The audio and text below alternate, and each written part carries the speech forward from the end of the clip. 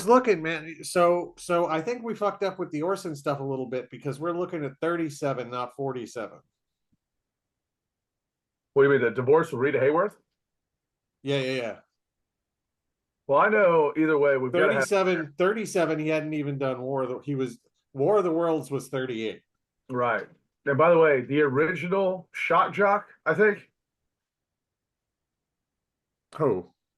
Orson Welles had to have been the original shock jock. He was up there. What I was just looking at said that in 37 he had just done he was working with the Federal Theater Project and had just like when we're talking about this party takes place. Should we back up and explain some of this shit for the audience? Let's do it. Let's do it. So And by the one way, of the things, this is Southwest Irregulars, episode 1.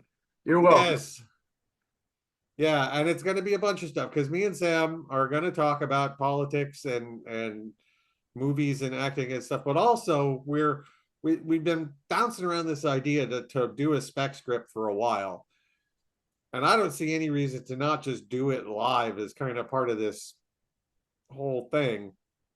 I mean, I promise you, there's nobody else out there that obsessed with this idea as we are. And Yeah, and I think it's a fun idea, and I think the more like if I figure let's just sometimes on the show we're gonna live stream our creative sessions I too. love that. So I love there. that. Yeah, so there, deal with it. What I like about the story, and we're burying the shit out of the lead, we haven't even got into it. What I like about it is anybody I've not pitched, but kind of, hey, what you been working on, man? What are you jack up to? And I throw out this project, and I mean it transcends generational lines. My folks were into the idea. Tara's older folks, they're about a generation ahead of my folks. She would Tara's mom's super into it. I mean, my Uh-huh. buddy Rob we sat down and met with is super into it. I think it's interesting because it's people are like, are you guys doing New Ninja Turtles? We're not. Calm down. But I think it's a great opportunity to bring back so many characters that, let's be real, Jax, people over 70 have no reference for. I think people love the historical character stuff too. Like we like when we were talking about this idea, we were bouncing around in the same vein as Once Upon a Time in Hollywood, kind of. That's kind of where it started, yeah. Yeah. So and I think there's I think actors like these kind of projects too because they have those beloved icons that they based their careers around modeling themselves after Which, by and the being way, able to being able to play those characters. They love that shit, right? They actors love being able to play an old timey actor oh that they yeah, were a dude. big fan Yeah, of. dude. Yeah, it's like playing a superhero, might as well be. But I noticed something last night as I went Oh back yeah. and looked into are you gonna what the concept? No, no, no. Since before we started the call, I was putting together the character lists in the screenwriting software. I remembered we had said we wanted to do Charlie Chaplin Yeah. as a guest of the party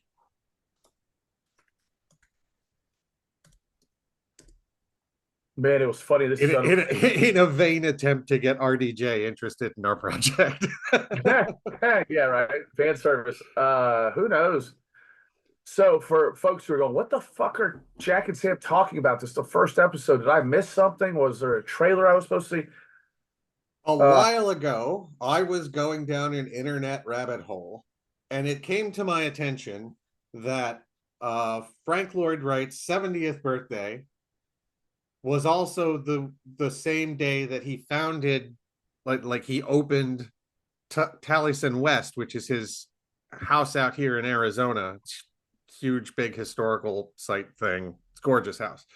Anyway, so that happened his 70th birthday, the opening of Taliesin West, and a total solar eclipse that lasted 8 minutes all happened on the same day in same day. 1937. So So we you decided, hey, there. wouldn't it be fun if he had a dinner party weekend and invited a bunch of Birthday famous party. people to his Really big good. fancy new house? Including such stars as it just goes on and on and on and on and on. And I imagine the process is it's gonna be a progress. here for a minute. You know, I got to be honest. I think some of this stuff, Jack, happened between you and I losing our mind the last 3 weeks of that fucking campaign, where we were calling each other 2, 3 times a day, like we're Lyndon Johnson and fucking I don't know who, and fucking Ralph Yarborough, just calling each other. Go, what'd you hear? What do you know? How's it looking? What Yeah. do you think? We were the And then ones having I the got a break. conversations. We were the ones having the conversations 2 months ago about like, all right, so what if Trump's going to be a Garfield split administration type situation? Because most people that might be where some of this started coming from. Looking into the 30s and stuff was just going back and What? looking at It definitely was. Garfield's presidency and being like, okay, how did that shake out? Like, what was his second term like? And us looking into that. And I told you that my buddy Doug Dodson, that old not old, sorry Doug, if you see this, I know you will. When I say old, I mean legendary political consultant who worked closely with Joe for many years. I'm talking to him on the phone one night. He just blurts out Calvin Coolidge. I was like, "What?" He's like, "He's gonna be Calvin Coolidge. God damn He's it!" gonna be Calvin Coolidge. You're like, I don't know. It's not a. He's burning the legacy. In case you're just now tuning in, it was a rough fall, and unfortunately, the lessons that we were.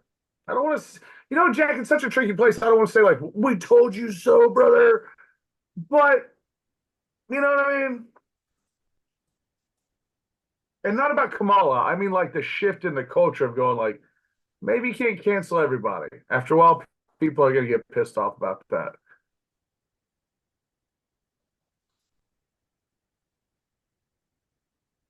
Can you Uh, hear so right now me? I'm just pulling up I'm just making a whole lot of Big old notes.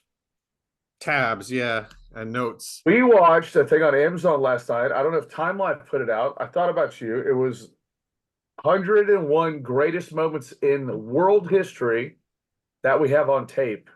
Like no Jesus or the Noah's Ark and bullshit like that, which definitely happened. Dude, in the top 100 is the Clinton impeachment.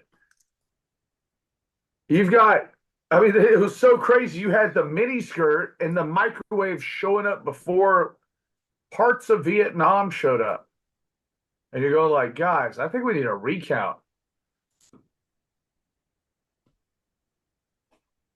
I No, mean, man, Space Invaders, the video it's game. just a lot of the wrong people. Well, a lot of people stayed home because they're apathetic and silly, and we Well, need to and appeal to so, those and people. so So that was we're on gonna our write. side too. I'm tired of not being the party of fun, and we're gonna write a weird screenplay We're and gonna not make it talk fun about again. politics in one. Huh? We're gonna make it fun again. We're gonna make it fun again. By the way, I have a fiction book out. You can Please check this go book buy out. and help fund all this crap.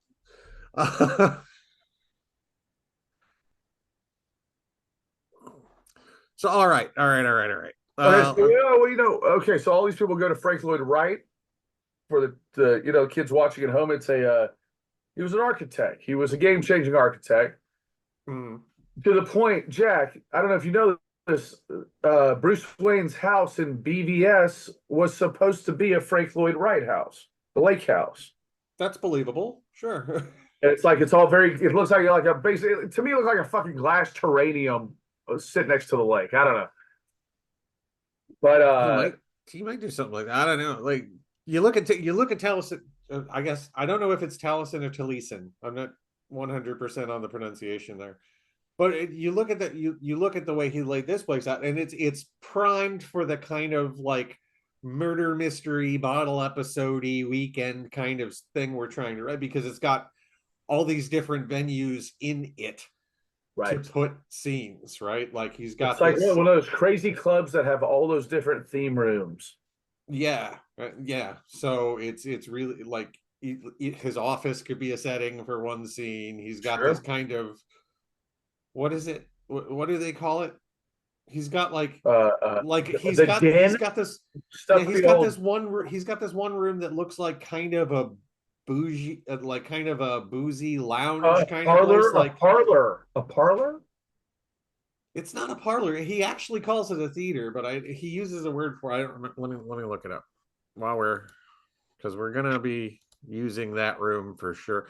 I've just got so many tabs open Hey, right now trying to. Jack, I noticed last night all Brando was doing was stealing fucking Orson Welles. Brando was just doing Orson. But because of the time, Orson had to speak very fast, you see, and that's how movies were. They were talkies now. We had to move the dialogue along real quick. So then Brando has the ability to go,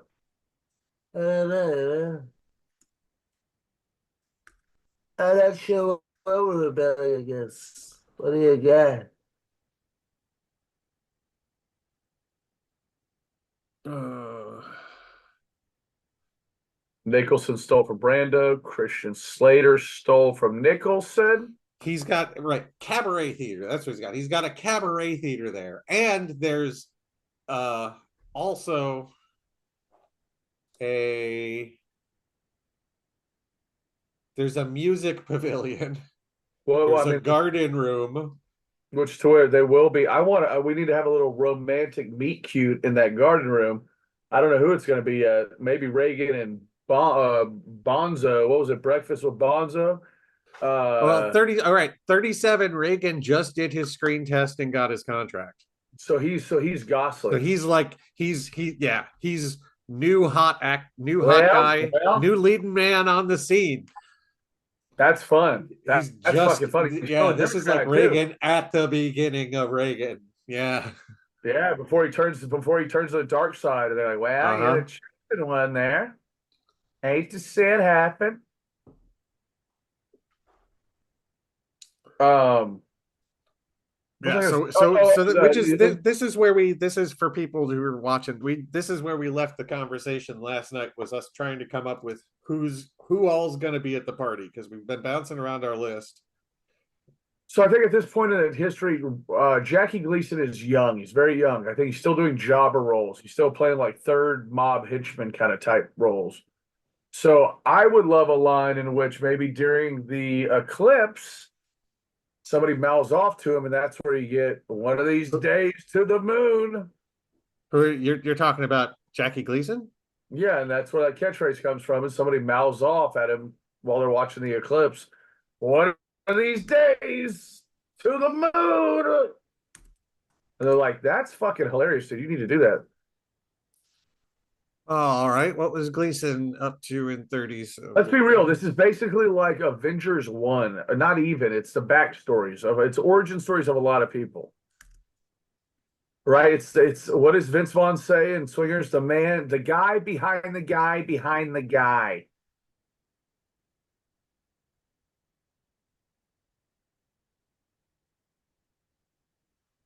No, you can't do Jackie Gleason. Wait, can we? I thought we looked it up. I thought he was like a henchman for Bogart in a bunch of No, it. wait, maybe hang on. Let me look through the. And do you know who gave Jackie Gleason the nickname the Great One? Orson fucking Welles. It all goes back to O-Dub. All right, so Gleason would Somebody be. stayed up way too late last night watching Orson Welles interviews. This guy.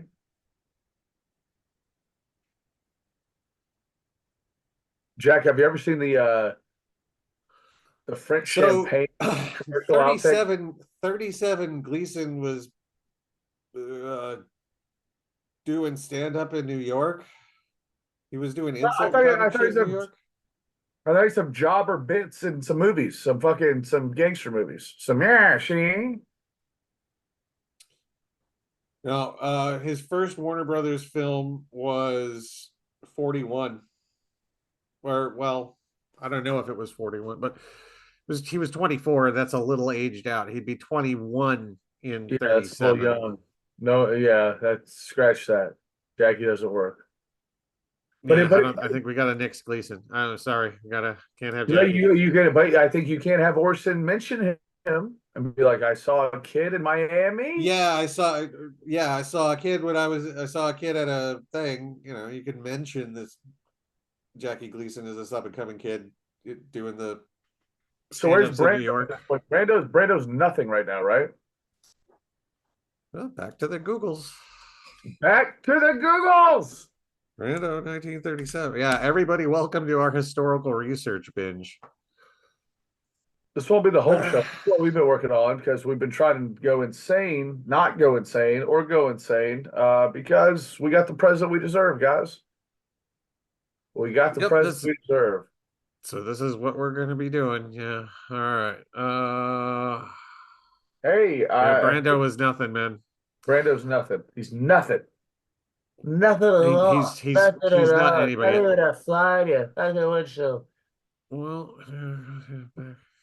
So we got Jimmy Stewart, Rita Hayworth, Orson Welles, yeah, Brando Kirk. don't work. Brando was still a kid.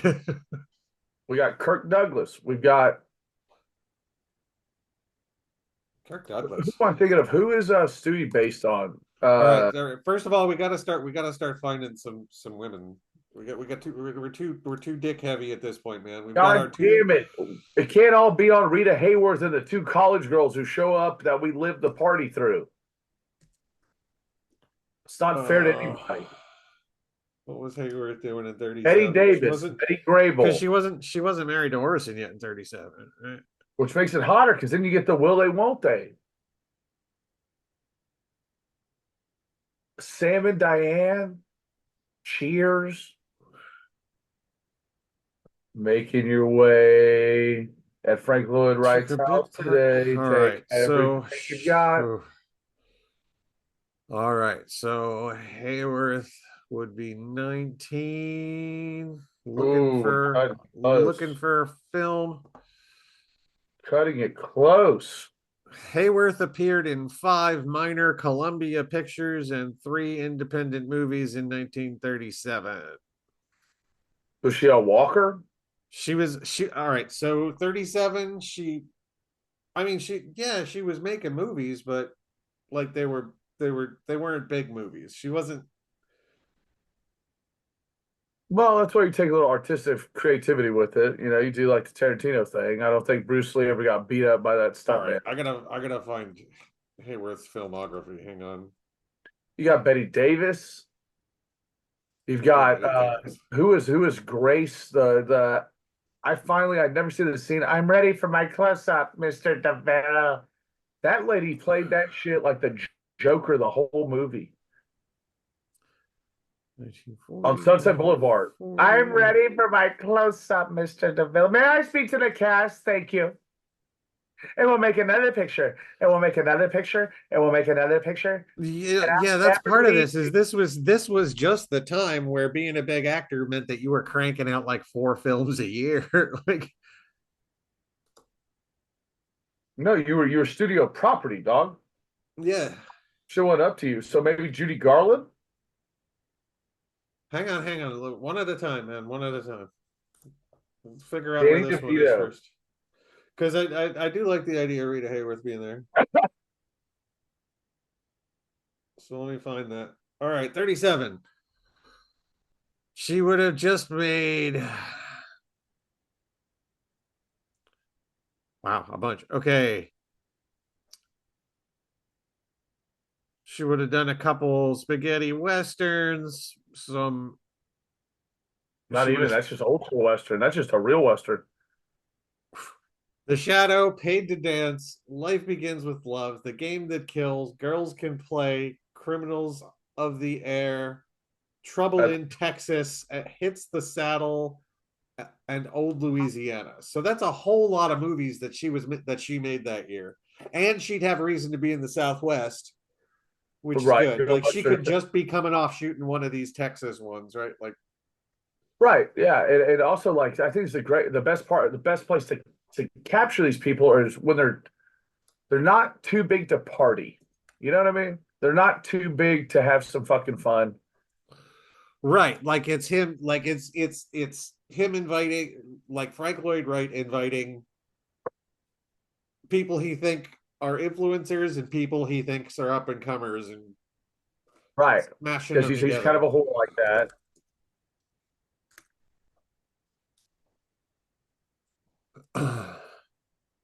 That's And who was the other one? Betty Davis, who was a huge star at this point. Some say I have her eyes. It's not just a Kim Carnes song. Oh wait! Before I go away from Rita, I should.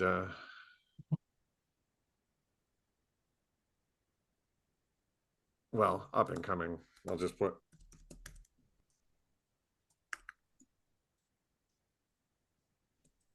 Uh,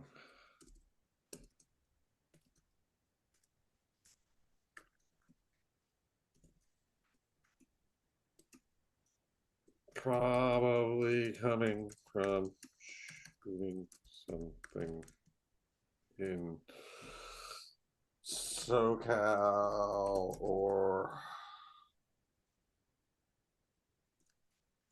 Texas. They might even they're we could probably fudge something and say that they were using the Arizona desert as a Yeah, shooting location, or because there was, like, I mean, we've mentioned this before. There was the old timey theater that exists in Phoenix. Was owned by Paramount Studios at the time.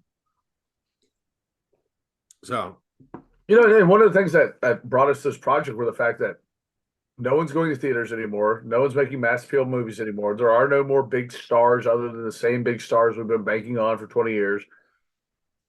And I think you and I have been rocked by the fact nobody's caught on to the fact that media got splintered years and years ago. yeah.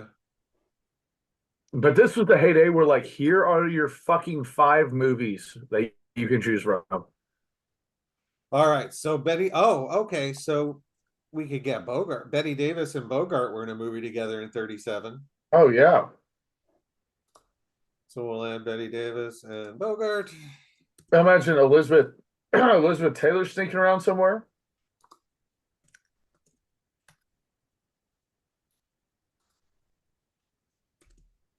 What do they call Humphrey Bogart? Did they call him Humphrey? Did they call him Bogey. Hugh? Bogey. Hoagie? Hoagie.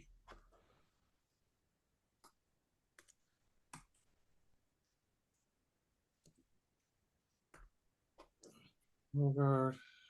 Who did you just say? No, not Hoagie, Bogey. Oh, Bogey. Yeah. All right. That's hilarious though. That's like, I think it's Jackie Gleason's name. Uh, It's who just did you B. just say? Liz Taylor. Liz Liz Taylor Taylor. probably. Richard Burton.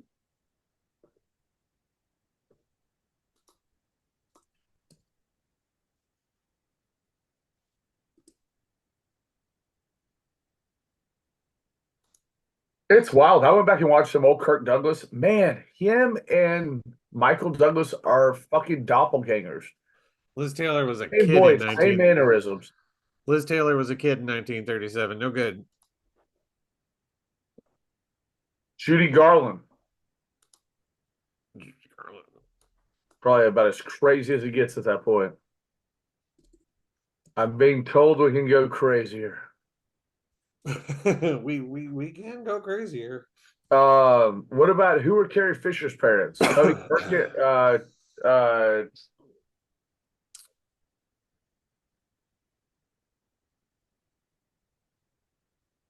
Judy Garland was a Judy Garland may have been was a pretty much a child actress, and she was born was she really 22. still? They had done Wizard of Oz? She would have 15, man. Well, don't get mad at me, motherfucker. No, I get it. I know. I'm just telling you.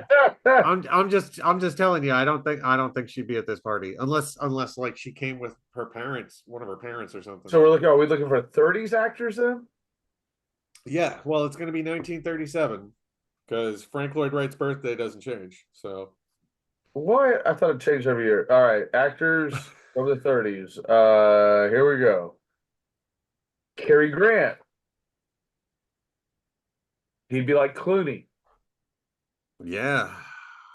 Jimmy Stewart. He's basically your fucking. Oh yeah, Jimmy Stewart. I want Jimmy Stewart in this thing basically for your sure. Brad Pitt. I mean, you want Jimmy Stewart because you want Hitchcock. Jimmy Cagney, Clark Gable, Mickey Rooney, Orson, Fred Astaire, bro. At that when the music turns on, Fred Astaire, grab that college girl, Burt Lancaster.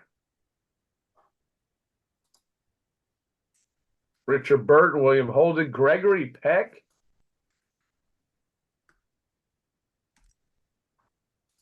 Now we also need like we need Actresses. like We some. need actresses.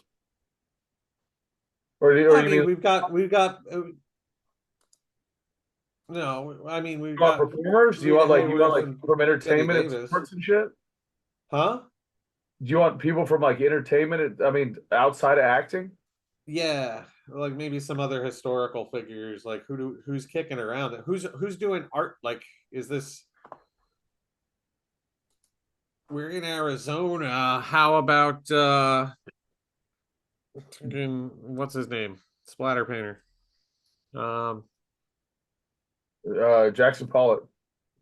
So you got Greta Garbo as far as women, Joan Crawford, Jean Harlow, Barbara Stanwyck, man. man, Ginger Rogers, Shirley Temple. No, she's like 11. Never mind. This was like Errol Flynn, dude. Errol Flynn, Will Rogers. Hello. a picture of it? Yeah, Jackson Pollock wasn't even doing like the splatter thing yet. Like he was up and coming. Like I'm trying to find a thing that says like where he was at. All right, here you go. And we were looking for actors. Oh, right. So like this is 37 Dude, is right Lucille Ball's right before Jackson Pollock stops drinking and has he suffered a mental health crisis in 38. So in 37 he's like right at the end of his rope with his alcoholism. So he's just there fucking drunk. We'll put Jackson Pollock in this. I like that. He's I mean, yeah. He's like this is Jackson Pollock during his Alice Cooper from the Inside days. We've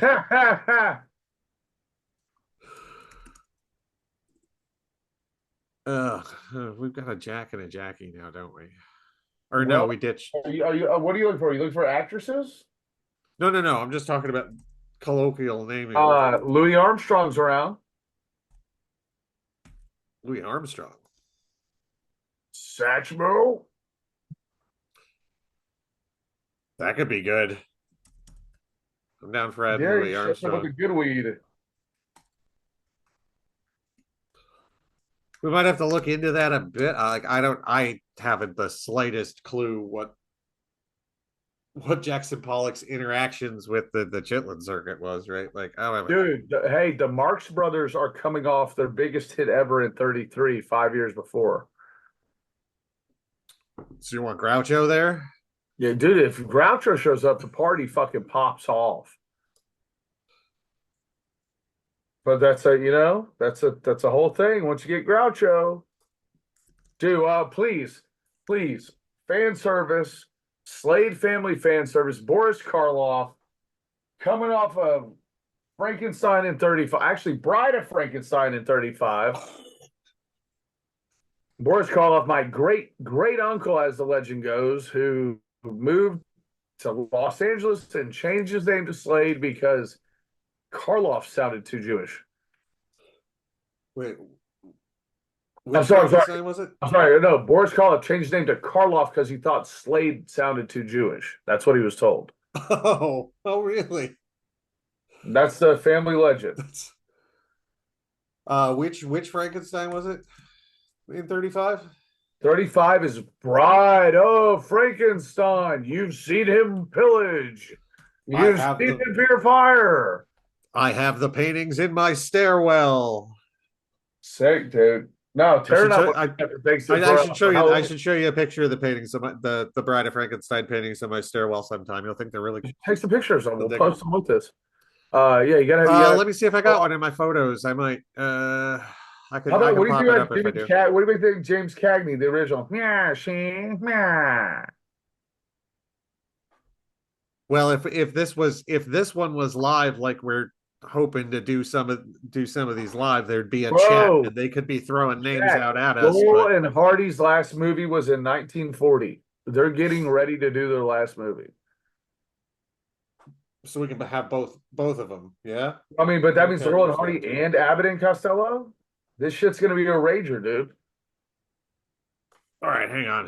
1, 2, 3, 4, 5, No, no, 6, no. 7, But we 8, we need 9, we need 10, women. 11, We gotta 12, balance this 13, out. 14, 15, 16.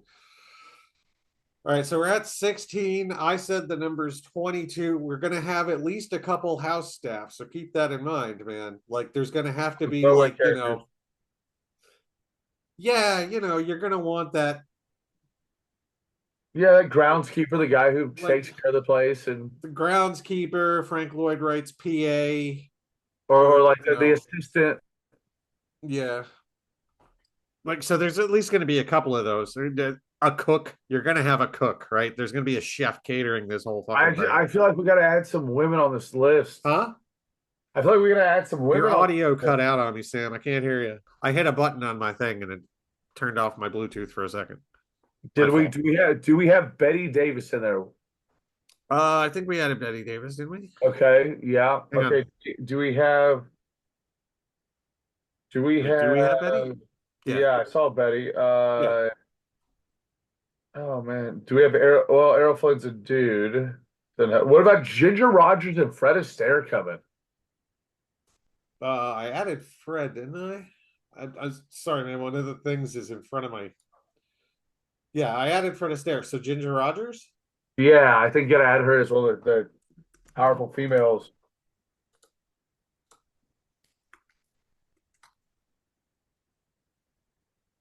Can you imagine an old Ginger Rogers Fred Astaire movie where they're like, well, sir, I must ask, what are your pronouns? Well, ma'am, my pronouns are pa-pa pa pa pa pa pa pa pa pa. What are yours? Pa-pa pa pa pa pa.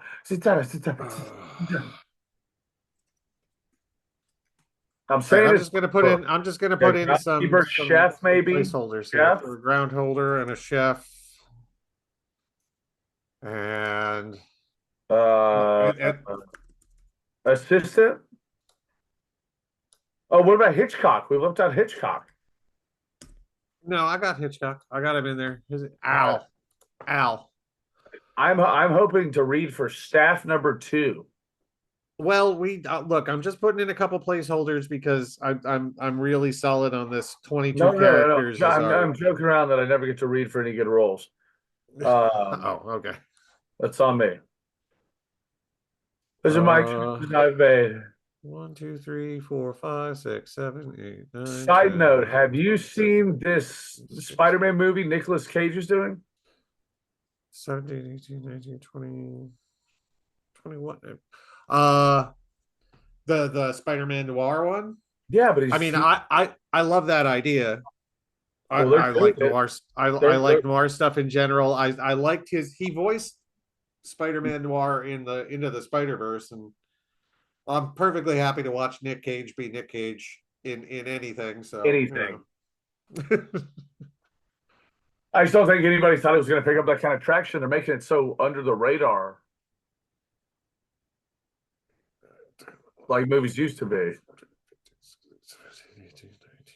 2021. All right, so we got one more. You want me to run through the list? I was looking at it. I can see it. I was going through it with you. All right, But Frank Lloyd one Wright, Sarah, more. Sarah. One more. Do you go Mae West? Do you Ooh, go promising. uh Henry Fonda? Lucille Ball? Man, Oh, yes. the GOAT. Did you know that she was in Star Trek in the original series? I'm not surprised she showed up there. That would not Turns out surprise me. Tara was some podcast on a plane or something, and her Desi Lou put up some of the money for the pilot for the original series. Ooh, all right. Wait.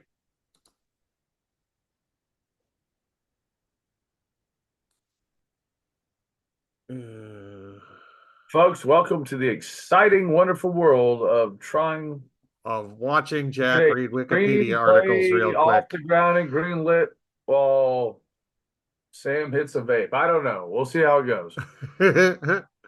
All right, no, because we're good here. And then once we get this, we can start. 37 Lucille Ball was doing plays, but how about Hepburn? Well, I mean, I thought your original visual was the party doesn't fucking officially is over till Hepburn leaves on that Monday morning. Right. All right. So Catherine Hepburn's in. The Catherine Also, Hepburn is our last. also Lucy rolls in. You can't get a word in with that bitch.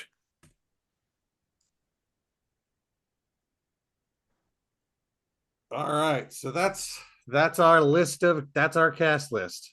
Yeah. I like it. Big fan. Big fan. All right. So then we got to set stuff up, right? Like if we're breaking things into parts. Well, hang on. Put a pin in this for a second. I want to talk about it a couple times. All right.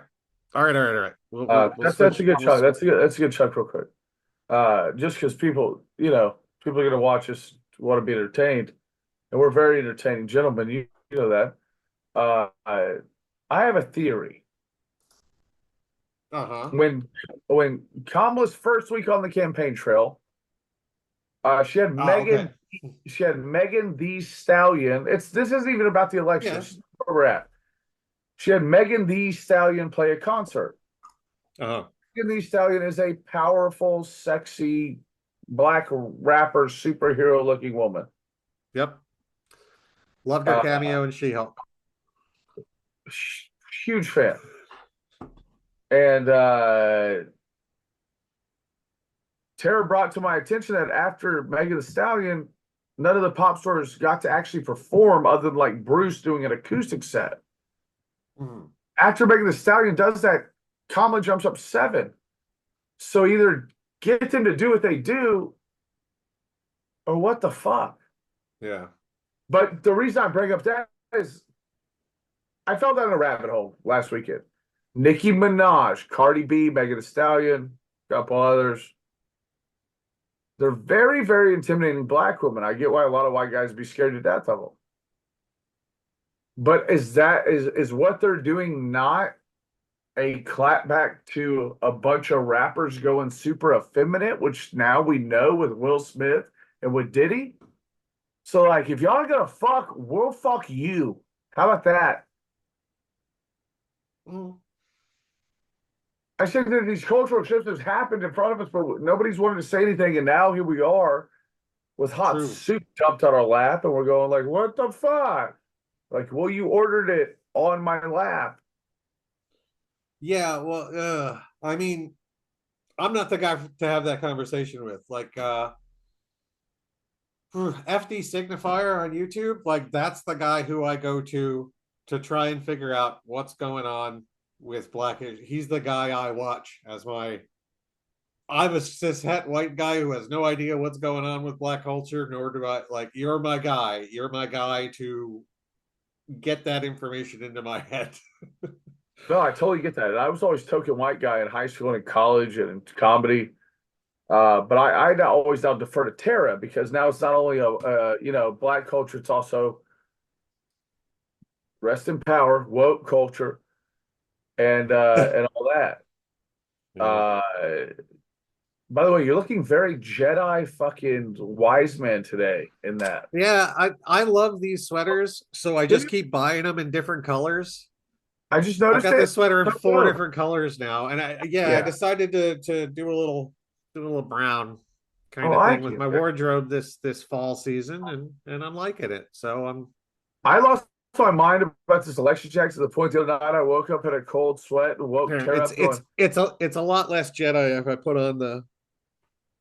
See now it's like now now it's it's like a like question at Bonnaroo. yeah Now it's now like it's now it's now it's closing like last Elvis at Bonnaroo. Costello is a Jedi, right? Fuck yeah, dude. 500 million Obi-Wan fans can't be wrong. Uh, but I went through this weird morning thing after the election where I woke Tara up at one point going, what if we had a Star Wars movie with Rey? Would that have done it? And she was like, no, baby, no, go back to bed. That wouldn't have done it. And was it you or Rob who pointed out to me that like kids don't know who the fuck Jon Stewart is? It might as well be fucking George Burns. Oh, that's a little bit of a stretch. That is a I, I tend to embellish. But I mean, you know what I mean? Like they don't have any fucking I mean, legions. that's not where they're getting their like they're watching they're watching Destiny, they're watching Hassan. That like that's where they're getting their political coverage, right? And I can't. I know that he makes good points, but I cannot stand that Destiny dude. He is the the thing is the thing that you got to do with Destiny as an older person is like he watches everything at like 1.5 speed and he talks super fast. You got to like go into your YouTube settings and slow Destiny down, like move him down to like 0.8, 0.7, so he's talking at a normal speed for us Gen Xers. Yeah. Hey guys, everybody get in here! Jack said I was a Gen Xer. That means it counts. No. Oh, you're like trying to Oh, you're I've in the always Zen. You're with since me I in the met Zennial camp, right? Like I am like the tail end of Gen X, but I'm the very so I can beginning of kind of millennial. like reach across the divide to millennials and drag you over with me, right? Well, yeah, that's been a long running joke with Tara and I, where I got, we first got together. I was like, God, so what do you like a millennial? She's like, yeah. I was like, ah, man, Gen X. So she was like, no, you're not. I was like, no, but it's about what's in here. I was trying to tell you about that thing, that Time Life thing. We saw 101 greatest moments in history with video. Dude, the shit was so fucked up out of order. They had like the microwave ranked higher than like Oh, epic World War II battles and like Chernobyl and shit. hey, that's a good point. What kind of inventions happened in 1937? Like what's the cool new thing they'd be talking about, right? But Oh, Alan Turing's Turing machine. wait, is it Methadone. we did it? Hey, how about this? The Hindenburg goes down. Amelia, we can totally like I don't know. Are we allowed to give one of them a crippling heroin addiction? we have to be Orson Welles. Hindenburg went down. Amelia Earhart fucking went missing. Spanish Civil War. Ohio River trial, coronation of George and Queen Elizabeth. Mice and Men gets dropped. Lenny, George, let me hear you. Yeah. Our story takes Jet place. engine. Have you heard about this jet engine they're working on? Our story takes place 1 month before Spam goes on the market. Don't you have the narrator at the opening go? And before we let you dive into the party, we want you to know that this story takes place 1 month before Spam hit the consumer market. I don't think we'll give that to it. You know, we've got our whole we've got the whole opening sequence written from Oh, like I'm sorry. January 20th night this year, second inauguration of FDR. oh yeah, FDR's president. Yeah. Actually I can I was ready not to sound like a real, fag. But last night I was reading my John Meacham book about it's called Franklin and Winston by John Meacham. oh yeah. And Winston comes to visit Franklin. Dude rolls into town like Kenny fucking Powers. Just keeps people up drinking, just keeps the kitchen busy, doesn't give a fuck. FDR's like, how does this guy roll like that? Don't worry about it, dude.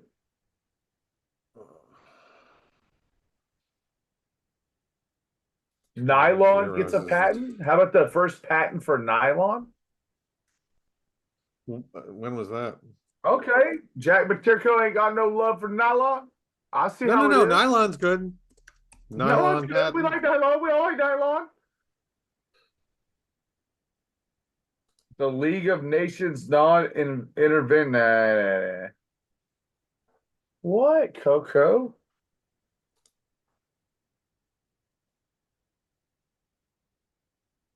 Oh, Old Spice. Created. That's Products so good. introduced in 1937. Old Spice. Hindenburg is big. Um, Neville Chamberlain bringing it home for you. Remember, take everything. I'm not worried about it. And how about this? The first solar eclipse to exceed 7 minutes of totality, my man. Where will we think we'll be watching that? Frank Lloyd Wright's house? No, the Yeah. goddamn Gestapo show up. Fuck. Whoa, hey, 37. Hey, hey, hey, hey. Yeah. Listening. Right for this. The Fox, the 20th Century Fox Vault Fire. All silent archives were burned. They don't know if it was on purpose or if it was an accident. The White What was the date on that? July 9th, 1937, a day that will live in. That's a month after. Ah! However, look, if you speculate that it's an arson, you're saying they don't know if it was arson? But you can have them talk about going, you know what we should do? Fuck those silent movies. Fuck those studio assholes. We That's should burn it all to the ground. If I got the chance, if I got the fucking chance, man, I say we get in there, we burn it down. And so in the we have Orson. All right, so we have like Orson Welles and Hitchcock tell a young Ronald Reagan to burn it to the ground, and they'll set him up for life. It, don't you?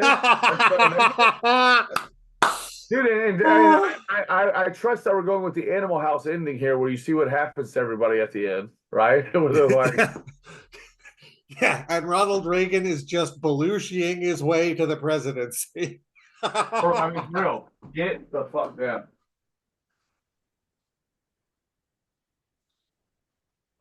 That's all so right.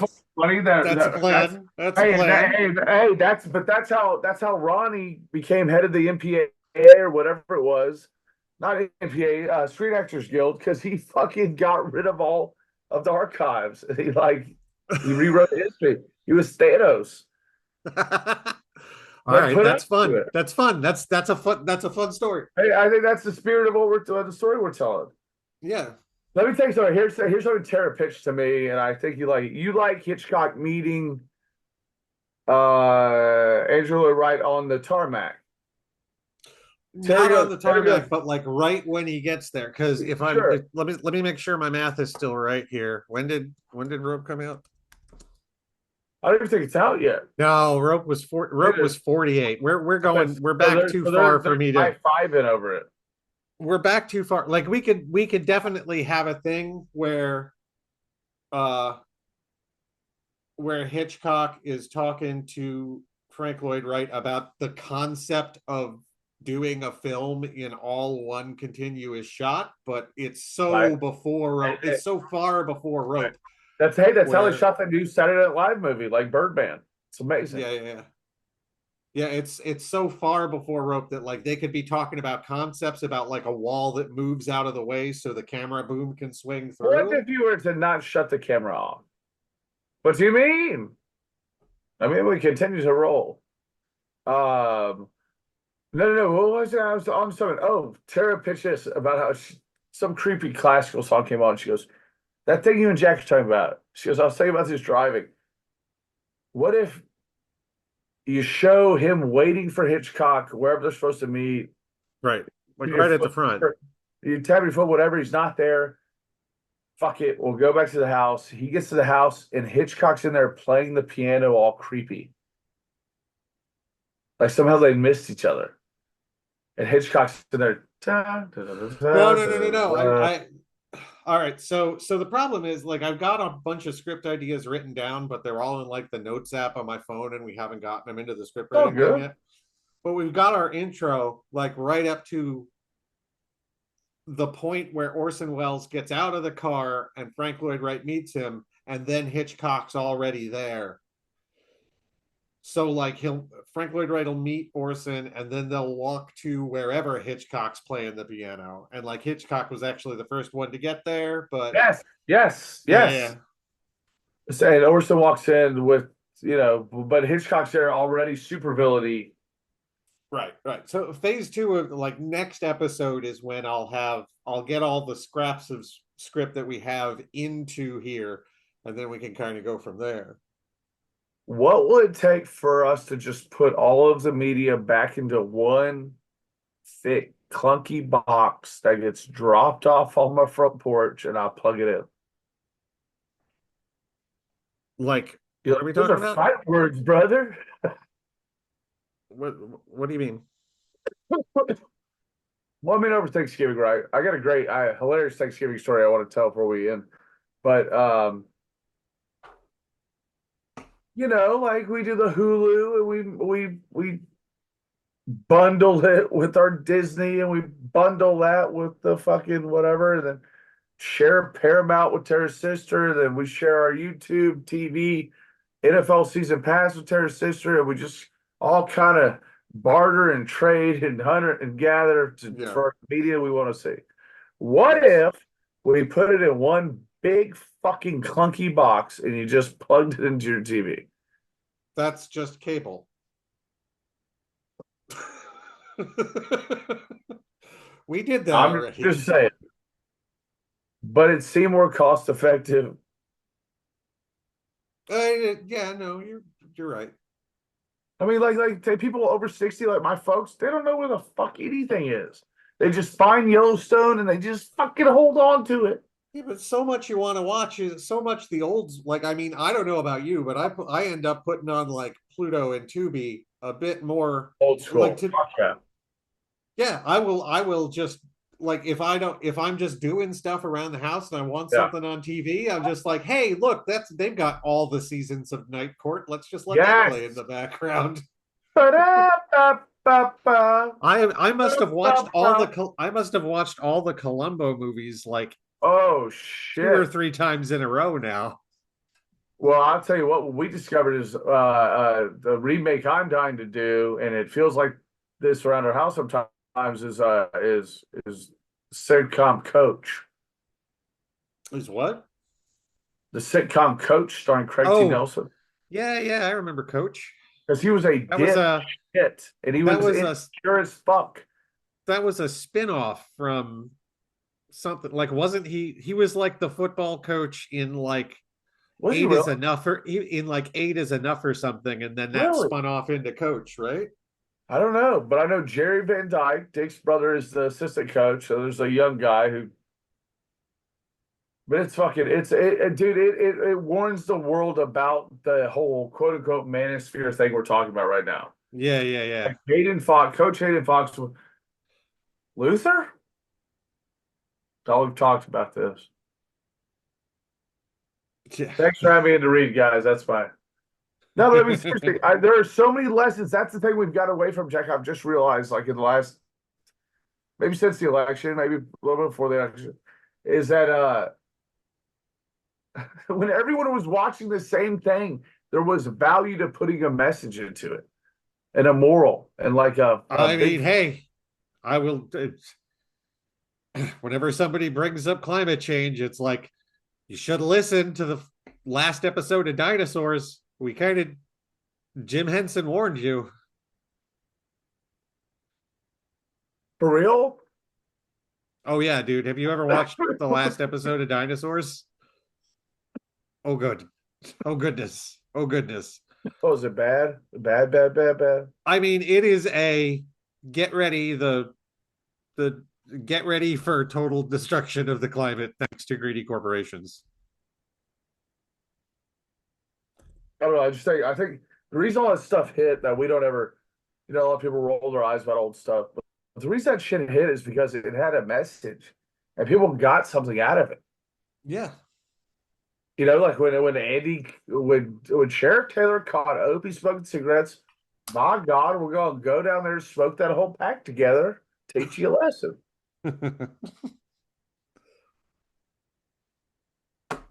What's your favorite all-time cheese dick sitcom? Like, I mean, like not cheese dick, hokey, down home. Sitcom. Um, like 80s sitcom? 70s, 80s, 60s, 50s, like just that hokey, like makes you feel good, makes you feel warm. It's like a warm bowl of gumbo. But you're like, yeah. Uh, I mean, one of those guys like my stepdad is like, no, he because don't like sitcoms. look, Sitcoms are from pussies. the thing is, it's not a sitcom thing because just the way things were with my family, we had the family business, right? So Right. so Let's just Sundays tell the folks in case they're just now meeting you. Sundays were the only day that the store closed early, and we had like a family dinner around, like, because where we'd have like the big family dinner, and then Sunday night would all watch TV. So it wasn't a sitcom for me. It was The Wonderful World of Disney every Sunday. Right, right. Or like a big TV movie, maybe. Yeah, so it was, like Scuzz Bucket. Harry Baxter Birdie stars in A Woman Who's Lost Her Way. A Woman Yeah, Scorned. it was all those Right movies. after Monday Night But Football. there was also Jim Henson's Monster Maker Oh was yeah, but that was way later, man. That was amazing. fucking Uh that Jim Henson series you're talking about was the fucking last Starfighter was a Disney Sunday night movie, yeah. you know. I mean, there's a bunch that are really good, but those are the ones that I'm like, it's not a sitcom. Dude, you truly are the bridge from like Gen X to millennial. Yeah. Just half this shit, I'm like, wait, I think my brother was into that, but he's younger than me. Because I'm watching like Dick Van Dyke and fucking Well, but and those are the ones that give me that warm, fuzzy, hey, it's the family all gathering around to watch something together, because that's what happened on Sunday nights at my house, you know? whatever gets the warm and fuzzies, more of that, right? Yeah. Fuck it all. The sitcoms didn't do that. No, they were more thanky talky, fucking doing bits. Yeah, and like there was all the problem was the sitcoms would always come on about 8, right? 8, They're 9 still o'clock. cooking and people are still coming in from school and practice No, and no, no, no, no, no, no, no. Because it was store closed at 5, dad came home, we'd all have dinner. well, let the folks know. Folks who are first timers here, Southwest Irregular Cruise. What store? What where tell the folks. I know the local Family hardware store in Pennsylvania was just what my family had growing up. So dad would come home. Dad would built it come up. home after the store closed. We'd all have dinner, and then dad was just burnt out from the day, and all he wanted to do was he's going to sit down on the couch and watch Wheel of Fortune and Jeopardy, and then he's going to fall asleep on the couch. So he's snoring, so I can't hear the sitcom. Right. In the recliner, full on old school, just in the recliner, right? Yeah, on the couch. On the couch. We're a couch guy. Couch guy. Yeah. It So was wild, man. That was how many men live their lives like that, dude? Think about it. You didn't have an option. You worked your ass off all fucking day and something you didn't really choose, but it was a move. No, he And like he somebody chose can't that. even Like pick.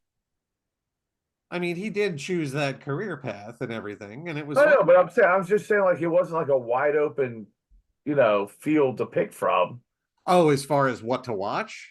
No, no, no. As far as one, what to do with your life, just based on where we were. Two, yeah, what to watch. You're gonna watch what's on. Fuck off. Well, yeah, you had three channels, not counting PBS. I mean, I gotta think people were fucking. They were. I get why we will overlook like voting for Trump this time around when everybody can just stay pleased, just looking at their own little. I mean, just as far as like a social cohesion thing, there is something to be said for You know how I feel about this? everybody. Yeah, everybody stopped working at 5. At 6 o'clock, there was the news. At 7, it was Wheel. At 7:30, it was Jeopardy. That's just kind of what everybody watched because it's what was there, you know.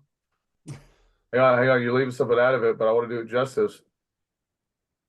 But no, but you're so right, right? And we've talked about that. Like, dude, I saw a clip of Clinton in '94 making saying, "How can we have a national conversation if half the country's not willing to participate?" Yeah. It just still blows my mind that. Well, here's say what? So what was it? You go home, you got the news, you got Wheel of Fortune, you got Jeopardy, you got soap, whatever. You got dude. Mark Wahlberg is hustling a prayer app, and it's making me uncomfortable.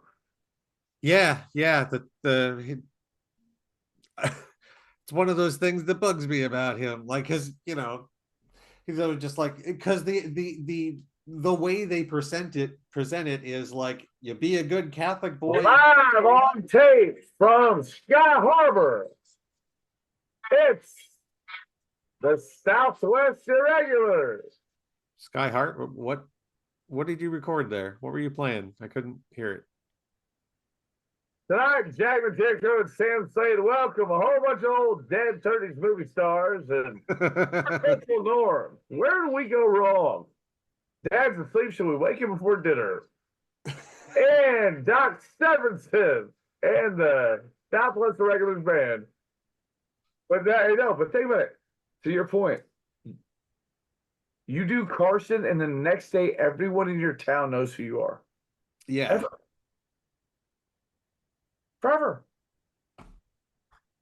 She's like, that's it. And now you're like, I had a TikTok video get 35 million views. Like, I don't know, man. I was watching the lobster guy. I was watching the dude that's fucking throwing salt behind his back on a live lobster. I guess I missed your thing. You like seafood? What kind are you? Do you like seafood? Uh, Generally speaking, yes. I tend not to get it a lot out here because it's the middle of the fucking Oh, desert. sure, but we'll give the opportunity. Let's go through it. Do you do shrimp, Oh yeah. crab? Not as often, but I will. I mean, if it's good, and If I'm somewhere where there's good crab, yeah, I'll have some crab. lobster, If I'm in like, right. So Massachusetts. hilarious story, dude. I was trying to cheer things up around here after the election. Got a couple lobster tails. I was gonna cook a little surf and turf to a little, Yeah. hey babe, it's okay. We're gonna get through this. We sit there. The steaks are. I nailed the steaks. Yeah, we get lobsters, and I eat slow. I kind of meander, and Tara goes through hers, and I don't want to say anything. Eh. I rip into mine. It's like perfect. The whole tail comes out of one piece, like fucking Moana. What's his name? The fucking the Rock from Moana. Just one whole huge. You're welcome. And then Terry goes, "Hey, that's awesome. Mine was gray." Ugh. It's all And I right. was like, "I just found a pearl in mine." I think you and I need it for real. We need like an Andrew Zimmern show, dude. An Andrew Zimmer show? Remember him? What do you mean by an Andrew Zimmer show? Bizarre Foods. We just travel and eat shit and Oh, fucking do shit. I mean, that could be fun, but I feel like that's kind of done to death. Well, yeah, but it's who you're doing it I with, like though. the idea. My I don't think you know my buddy Adam. He's a chef up in Boston. And Wait, we had in Austin or Boston? Boston with a B. Yeah, Massachusetts. He's a masshole. Um, Oh, uh, I was talking to him about like because I like the idea. Remember the show Dinner for Five? Oh, trying to get Terry to watch it last night. It was like, oh, so Kevin Smith can just berate some people with Favreau. I was like, Uh, no, no, yeah, I no. liked the idea of there being of doing a show with Adam where like it's me interviewing a table full of people and he's in the kitchen bringing out whatever foods. Yes, dude. Like I thought that would be a cool crossover thing. That's dude, a That's good. hard to do when you're like 3,000 miles apart, right? So, Yeah, it makes it hard. Um, but I can get in the car right now, dude, to drive to where you're at, bro. You never have to worry about it. I mean, yeah, I'd like to, but you need a And I'm good about to leave right now, dude. Just like text me your kitchen dining address, room dude. I'm setup, and coming then you right wire now. everything for cameras and sound, and you go from there, right? But So here's the real talk for kids who don't know who are watching this. And I know a lot of folks, even my age, even your age, don't remember it.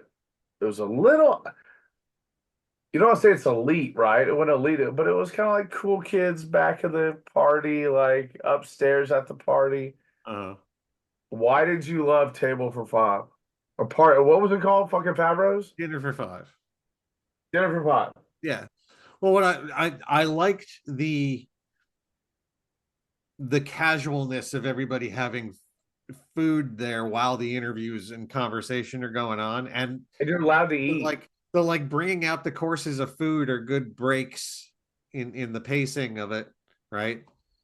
And being able to like do that and cut to the chef in the kitchen being like, okay, so this is what I'm making here, do a little of that, add that into dinner for five, and that is the thing, like the so you'd have, instead of just the host and the food coming out, Well, you hey, how about throw this, in the Jack? chef as a Jack, for recurring folks who are character. watching two old men, Yeah.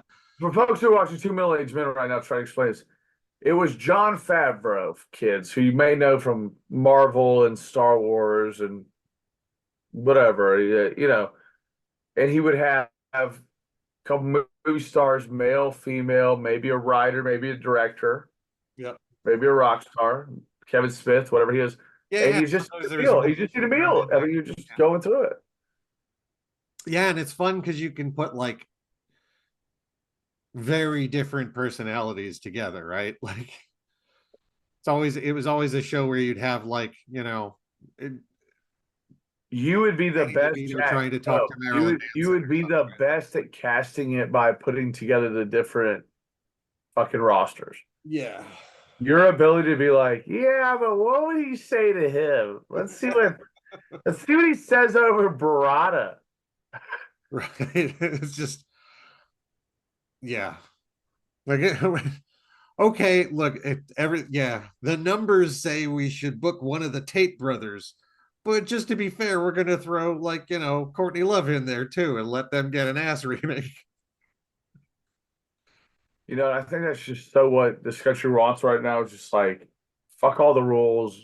Don't like nobody's in any category for the time being. Just give us who we want, whatever that looks like. Yeah, and it's also like you also know that like that plays well with the studio system where like you can take a bunch of people and say, okay, we're looking Synergy, to promote synergy, all four synergy, of these. synergy, synergy, synergy. Yeah, yeah, yeah. Right. Like, all right, all four of you are getting scale for the day. Go talk about your projects. Right. All under our house. Yeah. And by the way, like somebody related to the somebody owns a restaurant. But Oh, yeah, right. I think it'd be a fascinating show to bring back is do you Tara and I argue over this, not like we both agree, but it's a crazy agreement argument. Is there anything sexier than food and good discussion? Good food, cooking it and good discussion. I mean, Yeah. a discussion, fun discussion, conversation. Yeah. And the whole like doing it over dinner really like brings down the tone. Like it keeps things civil being at a table, right? Yeah, you got a glass of wine. Did you try the mozzarella, dude? All right, what were you saying though? The what? I'm saying that's how it goes, right? I go, did you try the mozzarella? But Yeah. no, seriously, what were you saying though? Yeah, exactly. Right. Oh, this is really good. Now, what were you saying about Israel Palestine? Yeah, before we start swinging at each other, did you try the avocado toast chip thing. Exactly. I'm really excited about the show we're going to be doing. People, I can't tell you how stoked people are at our Apocalypse Now logo that you made, our poster thing. Yeah, do people like the logo thing? People are digging it. Good. Put on a I've heard a t-shirt right lot now. that it feels like late 70s fuck it all has been like, if I paraphrase the review. Oh, well, that sounds like a good review. I'm down. I think it's what was kind of what we've been saying without saying it. Yeah. Yeah. I'm glad people like the logo that we came up with for this. I think they get it. Well, you came up with it, but I think they get it. Which is like, fuck it. Let's just get to the bottom of some shit. Yeah. Yeah. I don't know if we're gonna get Kamala on. She don't really like to do a lot of podcasts. Uh, did you see the Thanksgiving video? No. I didn't either, but I'm having My people blow mom me was up here saying for she the was last hammered. week. I haven't been able to absorb my usual media because my mom's been here for the last week. Uh, and so Matt, how was it? oh, it was fine. It was a good Thanksgiving. She got to play with the grandkids. She was happy. The grandkid was happy. I was a little stressed out, but otherwise happy. What about that makes you stressed out? No, no, it's just that, I've got a aging You're the mom. quarterback. Yeah, it's your yeah. Yeah. You're the one. I mean, she's just not moving as fast as she used to. And I've How got a how's your mom? 5-year-old granddaughter running circles around her. It's just a little tense having I don't know. I totally get three it. generations in the house. I know. I totally get it. I'm just trying to pick your brain about it, and I don't know, man. I had a weird Thanksgiving. Kind of traumatized by it, dude. I kind of nailed Thanksgiving dinner though. I did really good. What'd you do? Well, let's do that first. Come on. Yeah, the turkey was good. The stuffing was good. Uh, Okay, let's walk through this. Okay, turkey. What's the season? Marinade brine? What are we doing? You frying it, catching the house on fire? I just did, salt, pepper, butter the skin, a bunch of thyme, and stuffed it full of onion, carrot, and celery. All up in the butt, right? Yep, Oh yeah, dude. You gotta shove all this stuff in its butt. that's easy. I know, it's just I fun don't, to I don't, I don't do the stuffing in the bird. I just pack it full of stuff that's that I that's a want to mess. That's a taste. fucking mess. Do you make box stuffing? I mean, everybody does. It's I no do shit. box, yeah, I do box stuffing because I know a couple other stuffing recipes, but I wasn't doing that for Dude, because I like the box stuffing. I'm perfectly happy with it. that's what we grew up on. That's what we all grew Yeah, up on. What is exactly. that? And then what are your sides you go to? Green beans, cranberry sauce, corn. Uh, Cranberry can or cranberry fruit? canned. Yeah, Oh, you're like my brother, where you're like, if it don't jiggle, I'm not in. exactly. I want a slab of Fucking. of cranberry flavored Jello. Yeah, that's what I want. Uh, and then mash and sweet potato, and I'm good. That's my What's Thanksgiving. mash? Mashed Mashed potatoes. potatoes? Yeah. Oh, I don't know. You call it mash. Is that a Pennsylvania thing? Call it mash? No, I think that's actually a UK thing, like bangers and mash.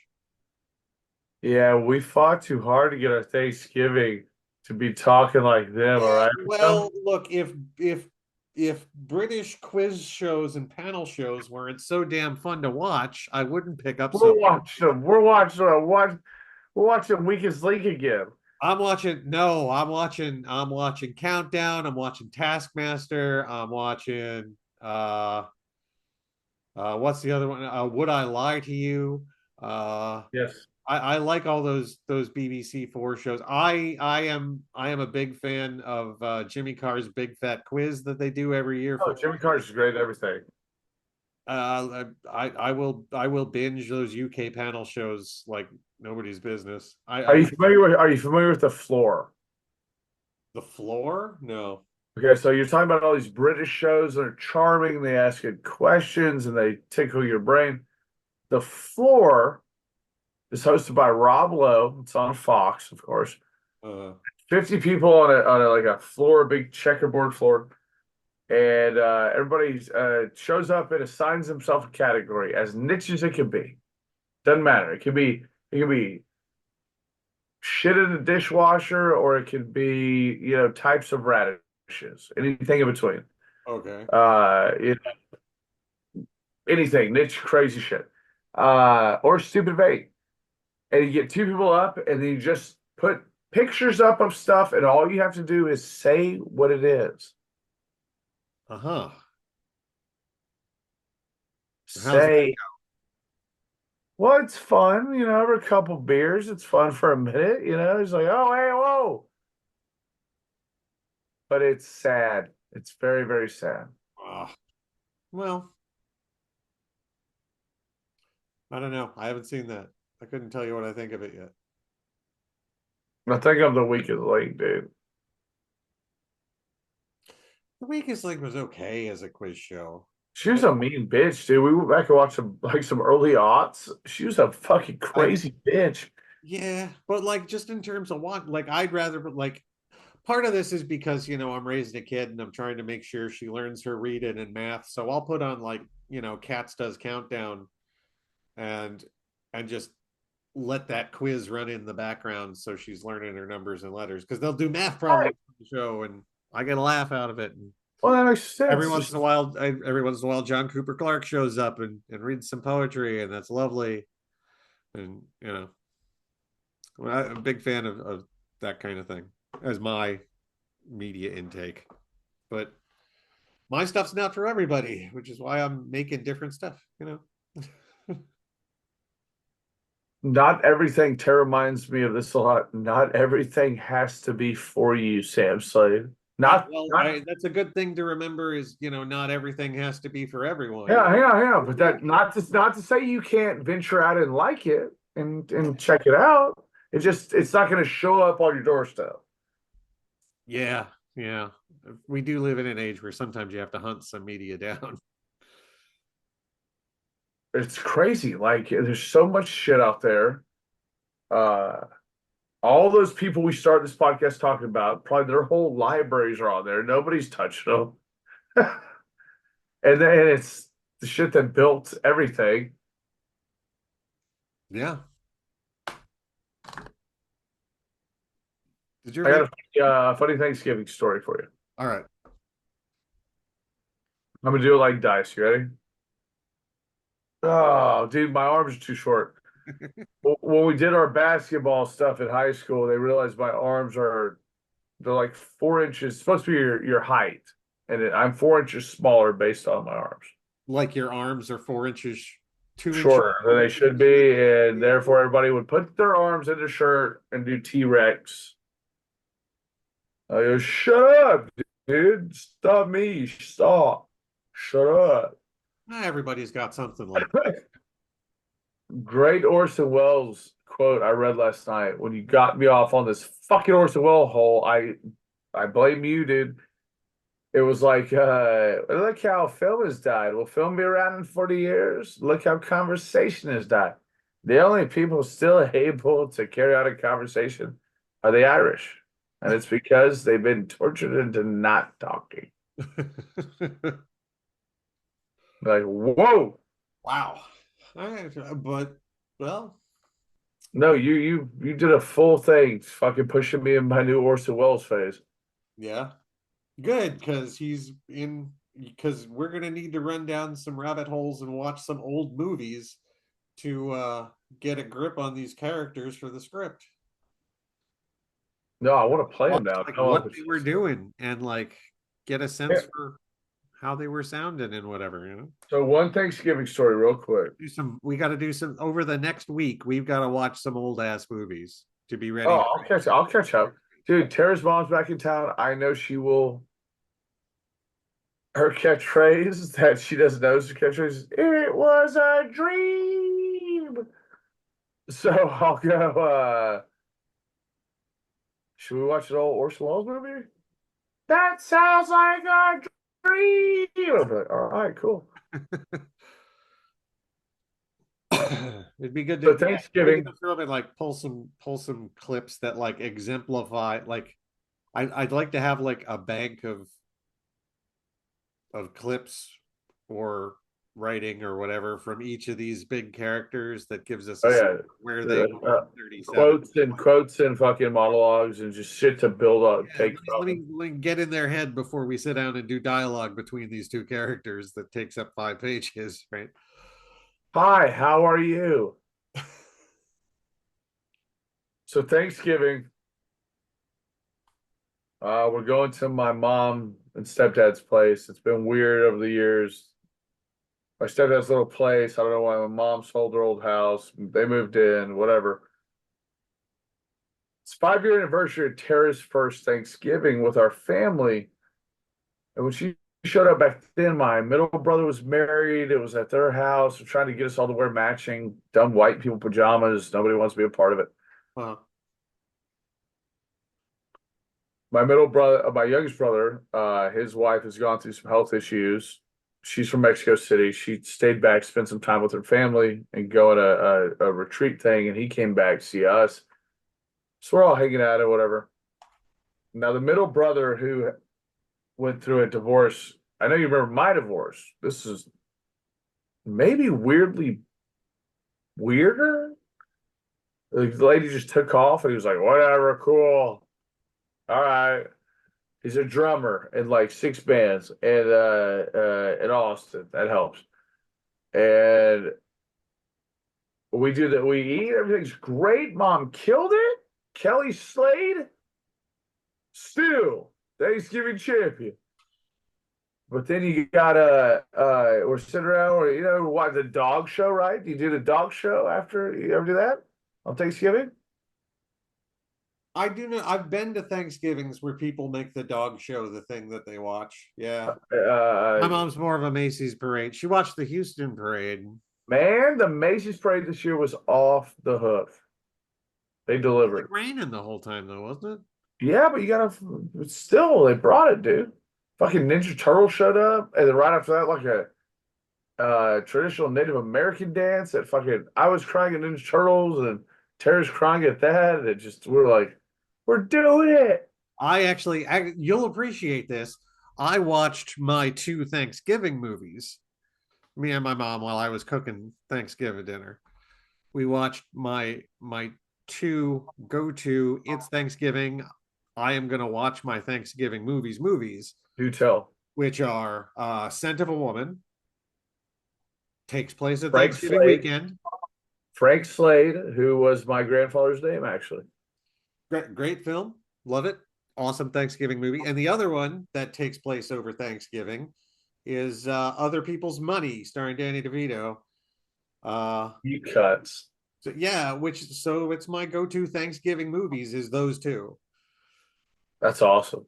Love them, love Danny DeVito in that movie, man. It's like Danny DeVito trying to do, you know, Wolf of Wall Street stuff, and it's so good because he's just doing numbers and being like, okay, look, there's like he's Danny Danny's one of the DeVito trying to like greatest fast channel talkers Danny. ever. I don't think we get Vince Vaughn without Danny. No, probably not. So we're sitting there, we're doing the dog show, whatever. The pug won. PUG. I've been trying to get everybody. I'm trying to get pugs going on again because my childhood dog for 18 years was a pug named Tyson. Yeah, my neighbor's got a pug now, and him and my Scotty keep meeting at the fence. And Uh-oh, it's on now. no, like I mean, they're friendly. They want to play with each other, but they can't unless they dig under the fence. So now me and the neighbor are like What's your Scotty's name, dude? Foster. Foster? Yeah. Foster! Yeah. No! No, he's pretty good. He he's delightfully picked up a couple tricks that are super useful. Like, if my daughter has a sippy in her room and she drops it, he'll pick it up and come find me and bring it to me. Shut up. Shut the fuck up. It's great. Like that, like So the dogs like yeah, so if like she the rum, the dogs like through the fucking wilderness to like remember like the avalanche would take the rum to save the guy. No, it's not like that. It's he knows that like if she drops it and it rolls under the bed or something, that it's a pain in the ass for me to find it. So he'll like It's go gonna be under her bed and get it and bring it to me. So there's not some That's a good old dog, ass Jack. bottle lying under her bed growing mold Foster or for whatever. life, dude. 10,000 more years of Foster. Yeah, he's awesome. He's a good pup. How old is he? Uh he's going on 3. Oh, dude, he's just getting started. Yeah, and him and the kid are best pals and Yes. yeah. Um, so we're doing the dog show, whatever. We're clicking around and maybe Thanksgiving song, whatever. And then my middle brother, the one who's been shady about his divorce, also goes, my friend Madison's coming over. Madison, huh? Now, last year at Thanksgiving, a girl who was living with him was going to arrive, and that was at my youngest brother's house. And my youngest brother ran out to the front door to see the entrance, and there was no girl there. It was just Ben, my brother. So this time we've been burned before. We've heard this story before. Uh Then it arrives, and she's like 24, and she's damn near naked, little like leather skirt, dressed completely inappropriately. But dude starts shaking hands, jumps in the middle of it. yeah. What's going on? How are you? Mhm. One of the greatest surprise appearances I've seen in a minute. We get in the car when Tara and I leave, and I go, "That was crazy, that butterfly necklace she had on. That was wild, right? That huge butterfly necklace." Tara goes, "That was a tattoo." I mean, I know plenty of people like that, so it's no big to me, right? No, no, no. I think I'm still so old. Like I feel like Gen X is cool about it. I'm still so like, ugh, neck tattoo, man. What the fuck? I I I know too many people who are just tattooed head to toe, so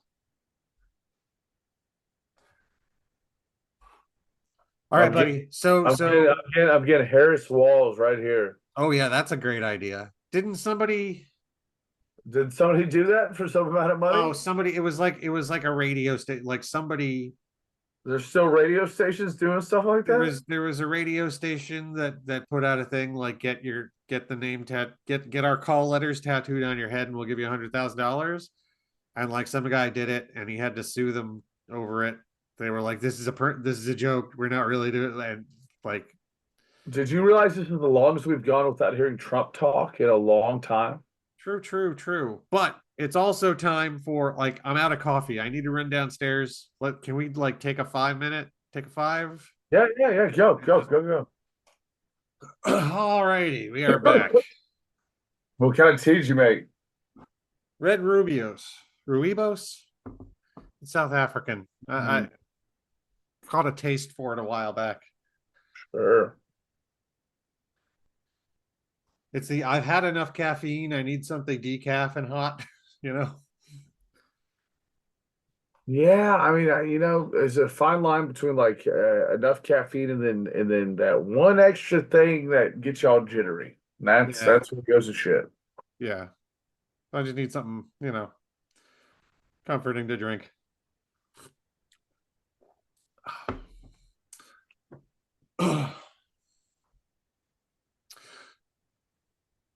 All right, so we did good today. We still got some time, but we did I mean, good today. Yeah, you so can go for a while, right? But yeah, I'm fine. Are you gonna clip out stuff? How are we gonna do this? well, I like the idea of like, I mean, I'll have to make some cuts for time. Like I'll cut out that gap that we're Oh gonna. no, leave it in, dude. It builds suspense. Yeah, yeah. Well, like Sorry, if I we're started live streaming crying. and we take a break, I'll come up with some sort of screen to put up, or you know what I you know what I like to I've got a really good collection of old public service announcements from Oh like yeah. the 20s and 30s and 40s, and I could just put like rolls of them together and run them while we're taking a break because they're all public domain.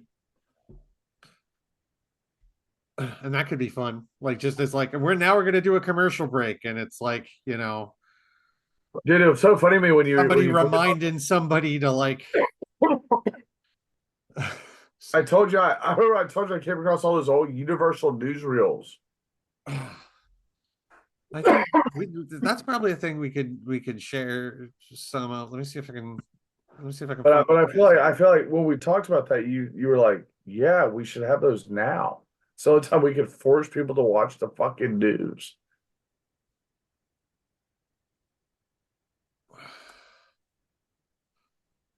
Yeah. Yeah, like here, like all right, let me pop They're this so over. good. They're so good.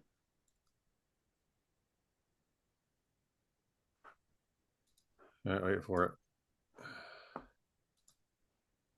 Share sound.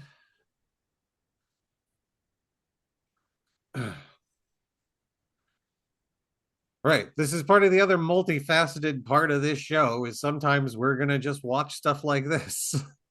Just watch shit that we like, dude. Get off her. You ready for this, Sam? Yeah, I am. This is one of my favorite things.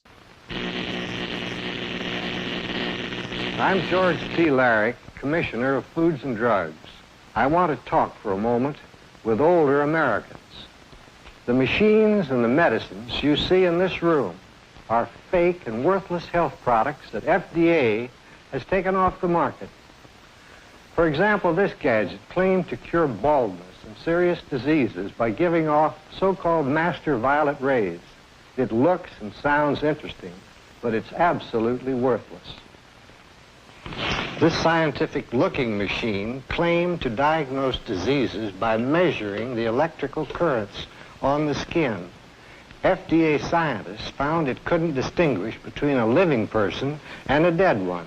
Don't be a victim of health quackery. Investigate before you invest.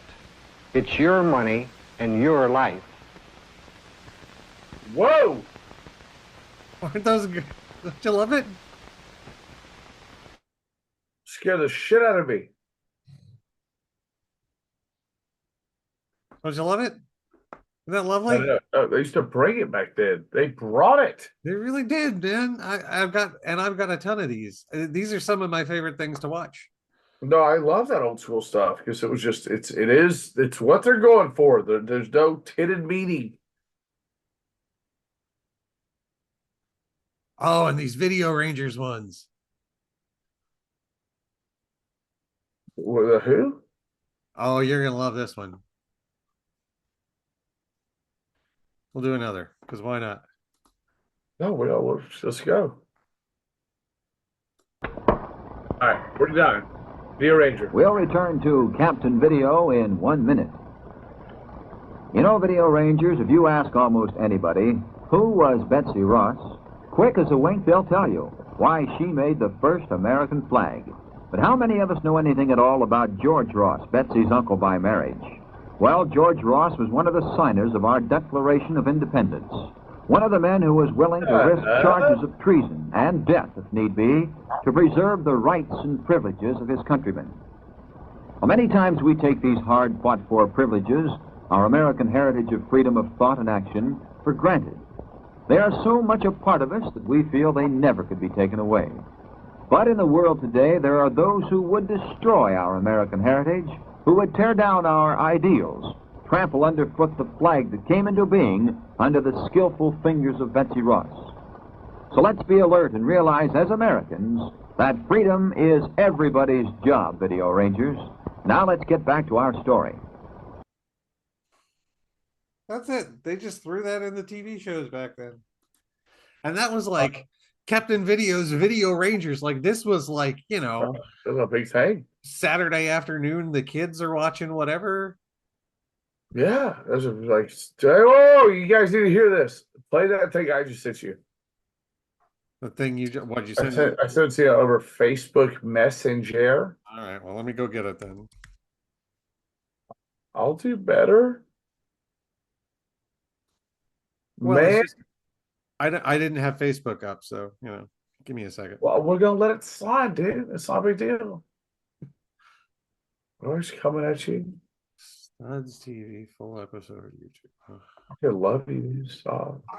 Cash Patel.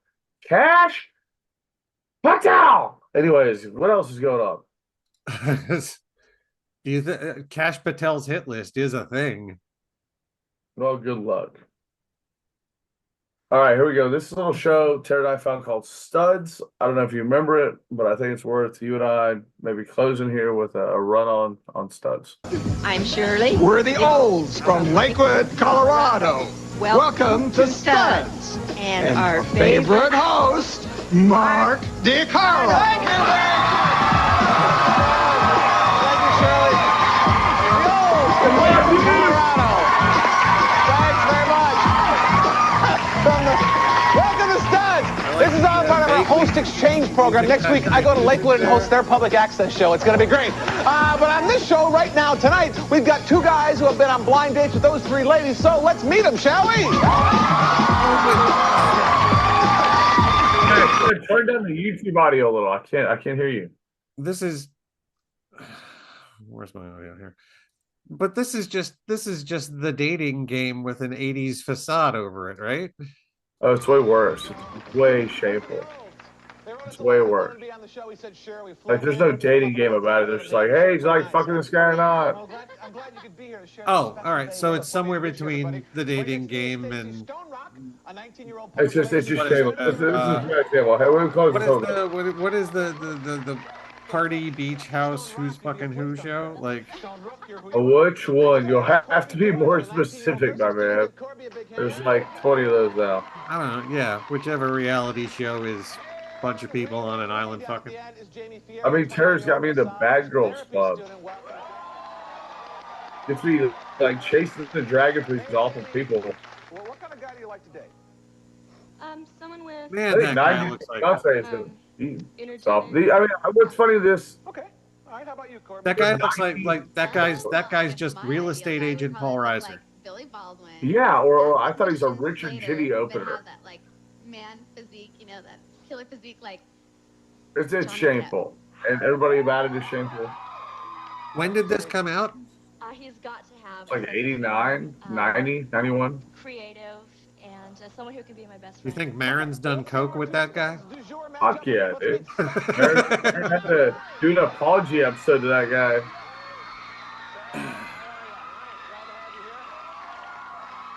Oh man, that's some hair. It just doesn't do it justice. Yeah, do you watch the current shit? Obvious. Huh? Sorry, what? So, do you watch any of the current reality trash? And next to him is Ted Kisco, a 22-year-old graphic artist. Welcome to the show, Ted. Woo! Graphic artist, huh? Big pop for the graphic artist. At the end of the show is Crown King Stud. You get the hearts by knowing what the ladies are saying about you. Fair enough? Fair enough. Start with you, Scott. Okay. Can you tell anything about a woman by how she sounds on the phone? All right, hold up, Brillo. I cannot Yeah, I cannot sit for 20 minutes. No. I just sent you a 2-minute clip. That's worth it. It's worth it. You'll appreciate it. Well, I don't know about appreciate, but.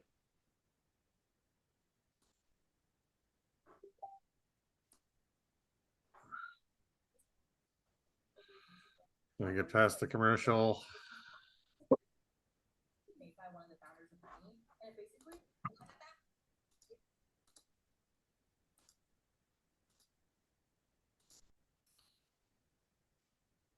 All right, let me set stuff real quick. And this food is a vegetable. Yeah, pause real quick. Let me set this up. And Okay. Okay. White dude right there, right? Yeah. Oh my. So, Okay. white dude, this is 90 Day Fiance. The point of the show, for folks who don't watch this, when you come to America, there's a 90-day deal visa. You got to get married within those 90 days, or you got to go. You got to go back. Whatever. That builds the drama of it. The game show. Okay. That's the game show aspect of it, sure. Well, this is the other way. So this dude is from Vegas. He works at a trans, like kind of a drag kind of bar. He's Okay. like the manager of it. Falls in love with the woman to the left of him, who is a magician by profession. Okay. Okay. Still has the original equipment. Ta-da! Uh-huh. He's aware of that. He's unfazed.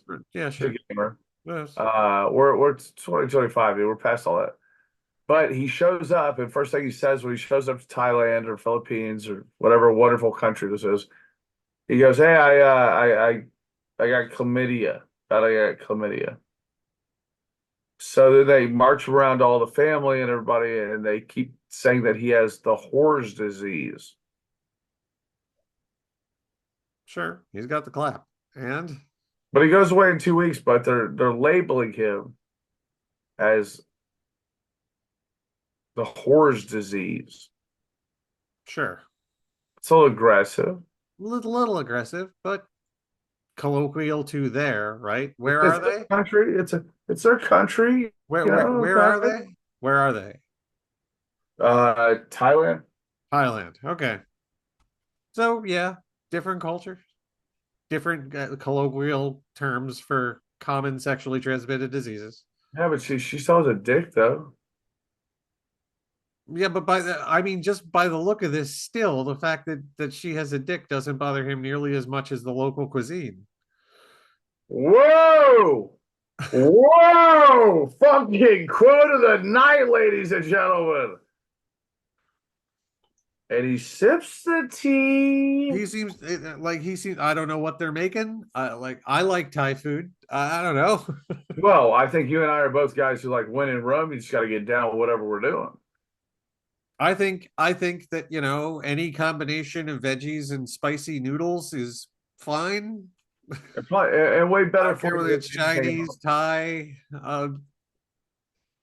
Jack, there's a reason those people live to be 200 years old, eating spicy vegetables and noodles and broth. Yeah, spicy Blue noodles. zones. Blue zones. All right, so let's just see. That's what we how this call goes. Yeah. pakbet. I eat everything, right? So. Yeah. what do you say? I eat everything. Oh, God.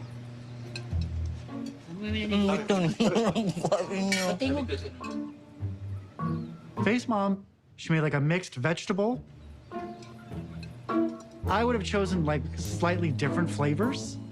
Not that it was bland, it had Dude, flavor. fucking Fraggle? Why does he eat like that? Maybe something Filipino-y, but I would never complain. Lugan mo, Kayla.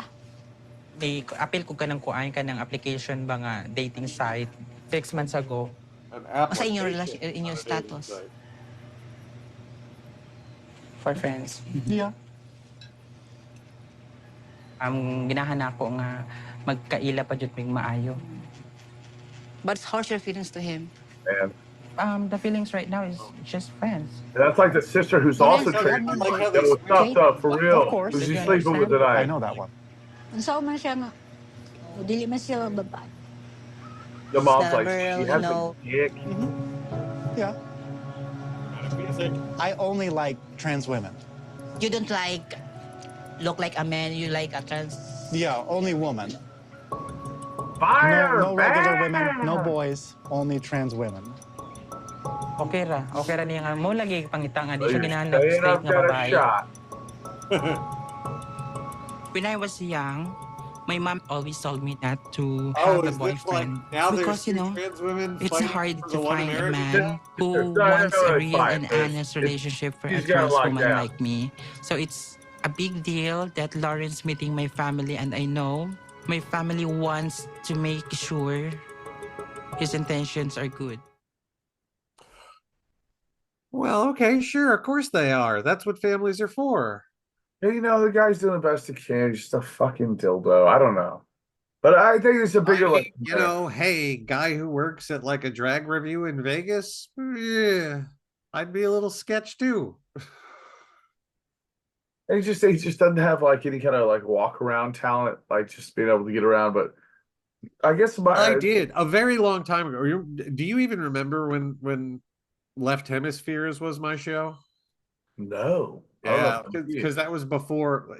That was how I met Andy, because Andy started coming on doing little skits, segments on Left Hemispheres, which was the atheist show I was doing with my friends Steve and Nick and Adam way back in the day.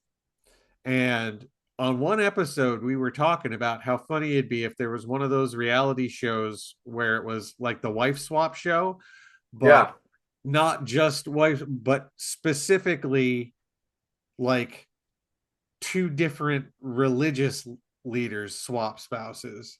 So it's like you've got your like weird freaking guy who was praying for Obama to die, white Arizona preacher, having to spend a week with like Jeremiah Wright. Yeah. Some like, you know, Jeremiah Wright. Like yeah. White or some like black Baptist preacher wife, fire and brimstone, like, and having those two having lived together for a week. And my co-host at the time, Adam, was just like, we should call that show Trading Graces and just do it. That's hilarious, dude. Trading Graces. Trading I mean, Blind Spot did some that would be a hell of a reality show. I'm not lying.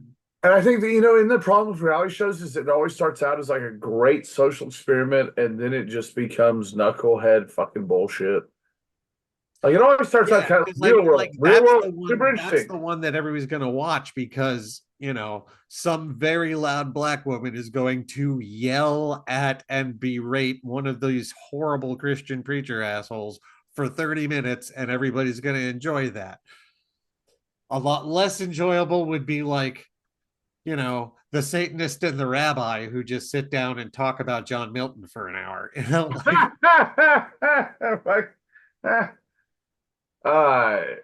we want to see chaos. We want to see drama.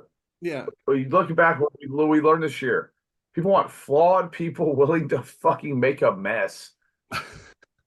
You know, I mean, that's all I took away from it. Like, fuck your perfect shit. No one wants that. Don't tell me to think or breathe or live. Well, that's what I think is kind of fun about this idea, bouncing around between this kind of stuff and working on the script and just kind of being like, this is the process for making a thing that. Yeah. And also, like, what a great era that was. We're like, yeah, a lot of that, like, people got away with all that stuff we condemn, rightfully so now, you know, when it's normal, reasonable fucking charges. But at the same time, like, even they got away, like, shit was so fucked up. So we can romanticize it all day long, but, like, Judy Garland's getting shot up with amphetamine to go to, like, a press junket. Yeah, exactly. Right? Like, it's amazing what this country will romanticize and then what we will ignore at the same time. You know, like shit's going decent, but like Joe's kind of being weird and I don't know, it seems forced. Fuck it, let's do it again. Yeah. And I was really disappointed by Tiny and packing it up, man. I'm like, now Bill Maher's talking about quitting. And you're going, what the fuck? All right. I mean, I think he's just at a point where he's ready. Bill Maher earned this shit. It's been like 35 years, for fuck's sake. Yeah. Yeah. About Jay Leno? He's at like, you know, Dave Letterman status. He just retires and grows a beard now, right? I guess. I don't know. Just keeps fucking prostitutes. Did you hear about Jay Leno? No, what happened to Jay Leno? He rolled down a 60-yard like side of a hill cliff outside of a. Oh, geez. Seen it? Okay. Yeah, he's fine. He did the show that night. Showed up for the show after all that in an eye patch. In an eye patch. Oh. And the word is, do you remember when he got burnt? Do you remember when he got burnt a couple years ago? Like a year ago? Had to get a skin graft? Yeah. The mob's after him, Jack. But is it eye patch like, oh, you know, a shard of glass cut my cornea and I have to wear this thing for a couple weeks? Or is it like Salman Rushdie, somebody stabbed me in the fucking eye? Man, there's a little fat fly, you know. I say, you know. I mean, which is it? No, I'm just genuinely concerned to know that Jay's okay. Like, is his eye going to get better, or is it like Salman Rushdie? Somebody took a shot at that. The theory that is that Leno wife has been with from day one. She's got Alzheimer's now. And for the first time in his life, Jay is spending the money. Uh-huh. But he's spending it gambling and doing like weird stuff. He's like, hey, tell how much you want to bet if I fucking slap your captain right now, yeah? Oh no. So he's like off on this tear, rolling down hills, getting shoved down hills. I mean, that's speculative. Chuck Woolery just died. I think I heard that. Wasn't he like a crazy right-wing fucking gods hates fags guy at the end? I think was that Chuck Woolery? Maybe it was. I don't know. Who Dude, cares? I think Chuck Woolery started God Hates Fags. No. Yeah, dude, I'm pretty sure he did, dude. No, that was what's his name with Dude, you can say whatever you want on the internet now. It doesn't even matter. I'm pretty sure it was Chuck Woolery. No, that was Westboro Baptist, and what's his name? Fred Phelps. Phelps. Yeah, that's the one. I like when Clinton just acted like, I don't even know Janet Reno. Y'all are in trouble. I wish I could talk to her. They're just burning down Waco. Me and my best friend, we have a running gag that technically this joke is still funny. Guess who just stopped smoking? David Crash. David Crash. I've got another one I'll tag on, which is it's been what, like 35 years? 35 years. Still funny. Still funny. And here's the other one still funny. Do you know what Jeffrey Dahmer said when he heard? Did I what? Did you hear what Jeffrey Dahmer said when he heard about, No. Does anybody have any barbecue sauce, maybe some ranch? Because he ate people, Jack. Yes, I remember. He would eat people. I know. I was. And the cops, and the kid get away, and the cops go, "Hey, you gay guys, go back upstairs. Stop." When that was all over the news. Yeah. Jeez, were you scared to death? No, I made a. I was in an art class at the time, and we had to design a product. So I made a cereal box for Human Helper. That was my art project during the Jeffrey Dahmer. Good. That's pretty fucking good. That's pretty fucking good.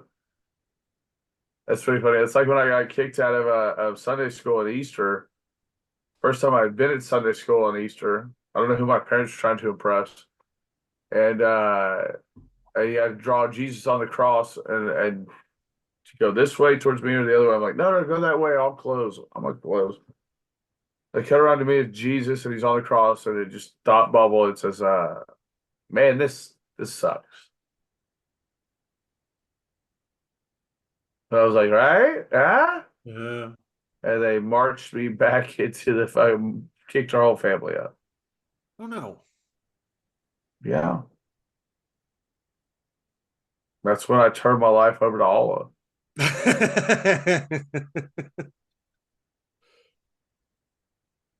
I'm not like Islamo-fascist. We talk a lot about cultural divides and how to bring people together and stuff. And one thing living in Arizona has taught me is that I might not understand anything about politics in the Middle East. I might not understand the Muslim religion to the extent that I can, say anything about it. But I will say that, a lot of the Middle East, their fashions make a lot of sense if you live in the Southwest American desert. I see what you're doing. You're like, these guys. I am a big fan of the long, like the nice, flowy light, the flowy light, the long linen shirts. Yeah. Yeah. I understand the head coverings. I just can't pull it off. That's probably too hot. I am perfectly happy with a more Americanized wet baseball cap, I I think. mean, dude, I get it, dude. Tara makes you walk 5 feet behind her when we're in public. We're going to, I don't know if I told you this, we're going to Rapid City, December 18th through the 23rd. I've been there in the summer. I have not been there in the winter. We're taking like a you're doing dates? No, we're just going to Stand up, visit or- relatives at the you're just going to visit relatives. Yeah. I thought you were plugging gigs. And they've so come see me out of Rapid City. The Chuckle Tent. I will be in Rapid City, and one night I'm gonna have to get the hell away from the in-laws, and I will be at whatever open night. Chief, is this anything will be opening for me? They call me Fat White City Whale. We'll workshop it. It's okay. I will be at the bilingual open night. I'm only going to be talking in English. Nobody's going to have the slightest goddamn clue. Well, let's be real. Fucking like Native American language are not only borderline lost forever in translation, but damn hard to pick up on anything left over. Yeah, that's true. And then there's this whole dichotomy, and I probably shouldn't be talking about this, and I hope Terry doesn't see this. There's a weird thing where, they got ripped off the reservation to go to these Christian schools, Jack. I know you know this. You know more about theology and religion than and but then like through that, is it Munchausen? What is it where you fall in love with your captor? Oh no, the Stockholm syndrome. Munchausen is the one where you hurt yourself for attention. Oh, that's me. Never mind. I'm Munchausen. So Stockholm, but like there's this weird Stockholm vibe, right? Like I spent all day with Tara's aunt, who's like the native. Tara's dad was a chief. He's passed away. His couple of sisters passed away. This is a baby sister, 60 something. Only the family member in the deal, also on a Walker program. She was on Chuck Norris. Oh yeah. Yeah, one episode. Fucking please. I mean, the only thing I know about Chuck Norris now is that apparently he's very concerned about my gut health. How is your gut health? I think to ask you. Did he? Well, tell him my gut Chuck, health. he to ask you. Anyway, so I spent all day with when we go this crazy mission. Neither one of us had a cell phone. We had to go get our new cell phones, and it becomes this crazy old lady thing that goes on. And at one point, religion comes up. I was like, no, Tara and I agree. Like, whatever you think it is, like, we know we're on the same page, right? So, yeah, that's all that matters, right? Like, I thought we were doing small government, you assholes. Like, we don't talk about politics or religion. Was that what it was? Yeah. Until y'all want to. And I bring anything up, I can just get fucking just tased. Oh! She goes, I'm no Bible beater. I'm like, all right, okay, cool, I get it. We pull up to the house, to Tara's mom's house. Amazon guys there drop something off.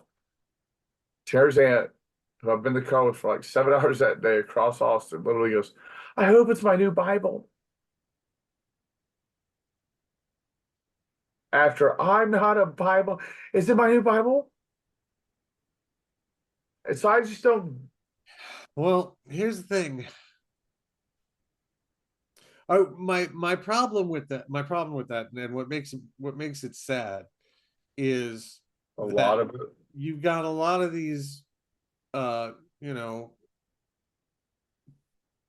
right-wing, conservative, Christian, religious elders living in that community who presumably voted for the guy who won.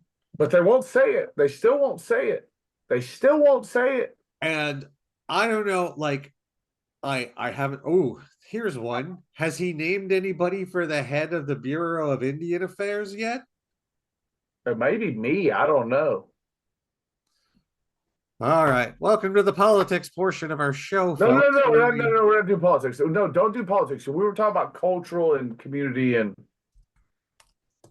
we're not getting into candidates. No, don't even. All right. We can not, but because the key is not to go into fucking ballots. It's the key is to what makes us different or the same and understanding each other. Of course, he has a name in his body. Is it Brock Lesnar? Fucking Ricky the Dragon Steamboat? Who is it? As of 2 weeks ago, a guy named Byron Lizer, who is native, which is a good start. Oh, he's a right wing. He's a right wing sheriff. I know the goddamn former Navajo Nation vice president. And he's a bad guy. Nobody likes him. Making me look like Dance of Wolves over here. That's what he's doing. He's a bad dude. It's almost like it's Ben Carson for black people. I mean, I think fundamentally what the tribes need to deal with is the fact that Donald Trump does not give a shit about honoring treaties. They know that. And knowing that, I would think the tribes, which all have treaties with the United States, would be very concerned about that. But I would think that would be a problem. I was led to believe that running away to the res was always going to be an option if shit hit the fan. Yeah, unless they take the res away. So here's the real thing we're dealing with. They're not gonna he's gonna be so wrapped up, they're not even gonna come near any of that shit. I just don't get the disconnect of people who are like the spirit gods, the spirit animals, the sun children, all that star child. And then they're like, but what Jesus say? Like, what? Yeah, how do you get from there to there? Yeah. What do you mean? What the fuck? What are you talking about Jesus?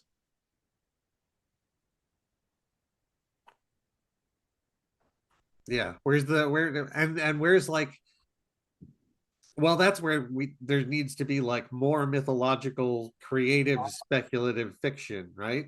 Where are the Navajo stories that they wrote for the Mormons about the time Jesus met a fox and something or other happened, and the fox goes, Jesus, I'm gonna tell you something nobody else will tell you.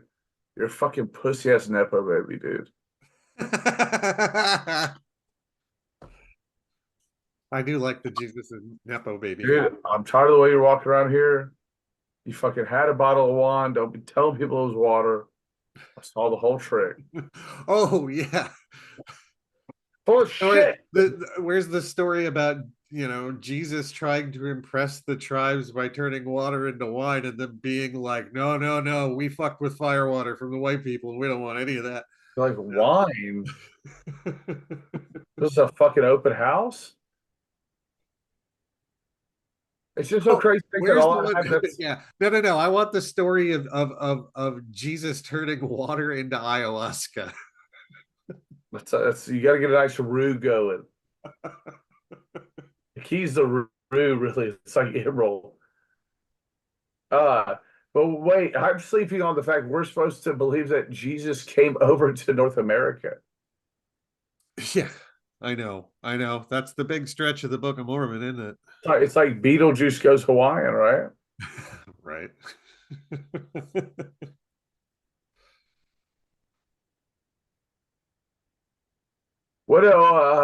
I think we're going to get a lot done on this show, and I'm really excited about it, Jack. And I'm really glad we're doing this because I think you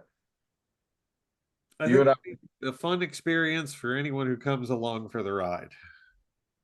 And it's a cheap ride. We're not charging much. No, but given that everybody likes the logo, I'll try and have it on a T-shirt as soon as somebody says they want one. Dude, and I'll wear it everywhere. People like it. People are digging the logo. People are fucking lost right now, Jack. After this election being told for weeks, like, we've got him, it's over. And then Thanos just like, No. You know, and nobody knows where to turn. And I think nobody wants to do anything other than be real anymore. But I think that's I've kind of tuned out. Like, I mean, I still see stuff in my feed. It's gotten considerably better since I left X. Because when they did the new terms of service, which is what? Did I hand over my firstborn child and didn't realize it? yeah, no. If you didn't ditch your account before November 15th, they were allowed to use all your stuff to train their stupid fucking AI. So I ditched my account there. I am Sambot. Yeah, they're just not. Yeah, I mean, at the very least, I don't want my stuff contributing to Elon's AI. So, hey, who are you supposed to be? Carl Malone, but Tea Party? We got some bugs in it. Yeah. No, I guess I don't even really mean politics, Jack. I mean, I think people are like, I think we've talked about this. This is what we're trying to bring to this. The last 25 years, culturally, technology, like anything, the norms, I feel like just got wiped. And it's like, and go from zero. YouTube, or fucking wherever you're going to go, everybody it's wacky races now. Yes, it is. So I think a lot of that is, now that it's clear. I mean, we don't know what the next 4 years are going to look like, but we got an idea, and so now everybody, like all the big money, can start kind of like now that you've decided which team is it's like Nefertafel. Now that you've decided which team is attacking and which team is defending, now like the everybody can start setting up the game board. You know what I'm saying? No, I never played that game. I would beat those kids up. I think you have. It's called Risk. No, you got me. I liked it better when it was called Risk. No, but I just think that was the best game for kids with a little bit of an OCD streak, because you spent so much time just rolling those dice over and over and over again. What was the one that was longer than that though? Axis and Allies? It was Risk, but it was like way bigger. I think Axis and Allies, maybe. It was intense. I want to try to find that. Yeah, I mean those military games back in the day, those are a thing. Did anybody get anything out of those? Like where people yeah, it's like Schwarzkopf here, Beyond Risk right here. It's all battle combat simulation games. So is chess. So is these games are always going to be popular with somebody, right? What's the one? Warhammer. That's a new one. No, Warhammer's the kind of the D&D of those games where everybody, the guys who play Warhammer, they're making themselves these 8x12 game boards with terrain and little model armaments and tanks and shit, and measuring out how far they can move each turn and how battles resolve, and it's a whole very nerd thing. Yeah, it's D&D for math nerds. Is what it is, I think. But I never had the patience or with the cards and the math and I don't know. I was like, I'd rather just go run around or something, or a video game, or I was never. You would have been more like Vampire the Masquerade. We're going to be goth theater kids and act stuff out in the basement. I have no doubt in the 80s because that was the closest thing to nerd improv was Vampire the Masquerade. What do you mean? Was it an improv game? Yeah, there was a whole lot of live action role play components to it. So the goth kids would get together and act out their made up vampires as vampire dinner party, I don't, but I want to so bad. That was big, man. That's White Wolf. The Vampire the Masquerade show came from that stuff. It's so funny, man. We are truly from like different eras where I'm like, what are you talking about? No, that's like I guarantee you that like what were those ones? The Magic, The Gathering, no. No, those vampire movies that we had in the Twilight, Evil Dead, not Twilight, the action vampire ones. What were they called? Resident Evil. No, the other one, the one with Kate Beckinsale. Yeah. What were they called? What were those fucking flicks? Dude, did you know she had a kid with Michael Sheen? No, but okay. Like 10 years ago? What were these movies fucking called, dude? Underworld. Underworld? Yeah, the Underworld movies. Those started out as White Wolf role playing sessions. Why is it called White Wolf? That's the name of the publishing company that makes the vampire werewolf okay. live Okay, action my role bad. playing games that the goth kids played. Okay, it's a company. Yeah, it was goth D&D with acting. So it was, you know, if you were a goth theater kid, it was there for you. Did you ever take an acting class? I had some theater classes in high school. Yeah. Yeah. What's up, dude? That's what's up. We did 12 Angry Men, but I was assistant. Damn. We got fake ass plays. We did some knockoff Beauty and the Beast and a knockoff fucking oh yeah. So So have you ever grilled a wedge salad? No. Why would anyone do that? Because we're getting crazy with the fucking grill over here, man. We're trying to find new ways to get our creativity out other than screaming, fuck you, JD. All right, look, here's the thing, man. I'm saying I couldn't understand grilling. Are you not a grill guy? Lettuce. You're not a grill guy?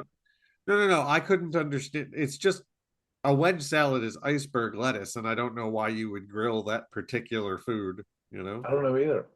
I honestly I can't know why either.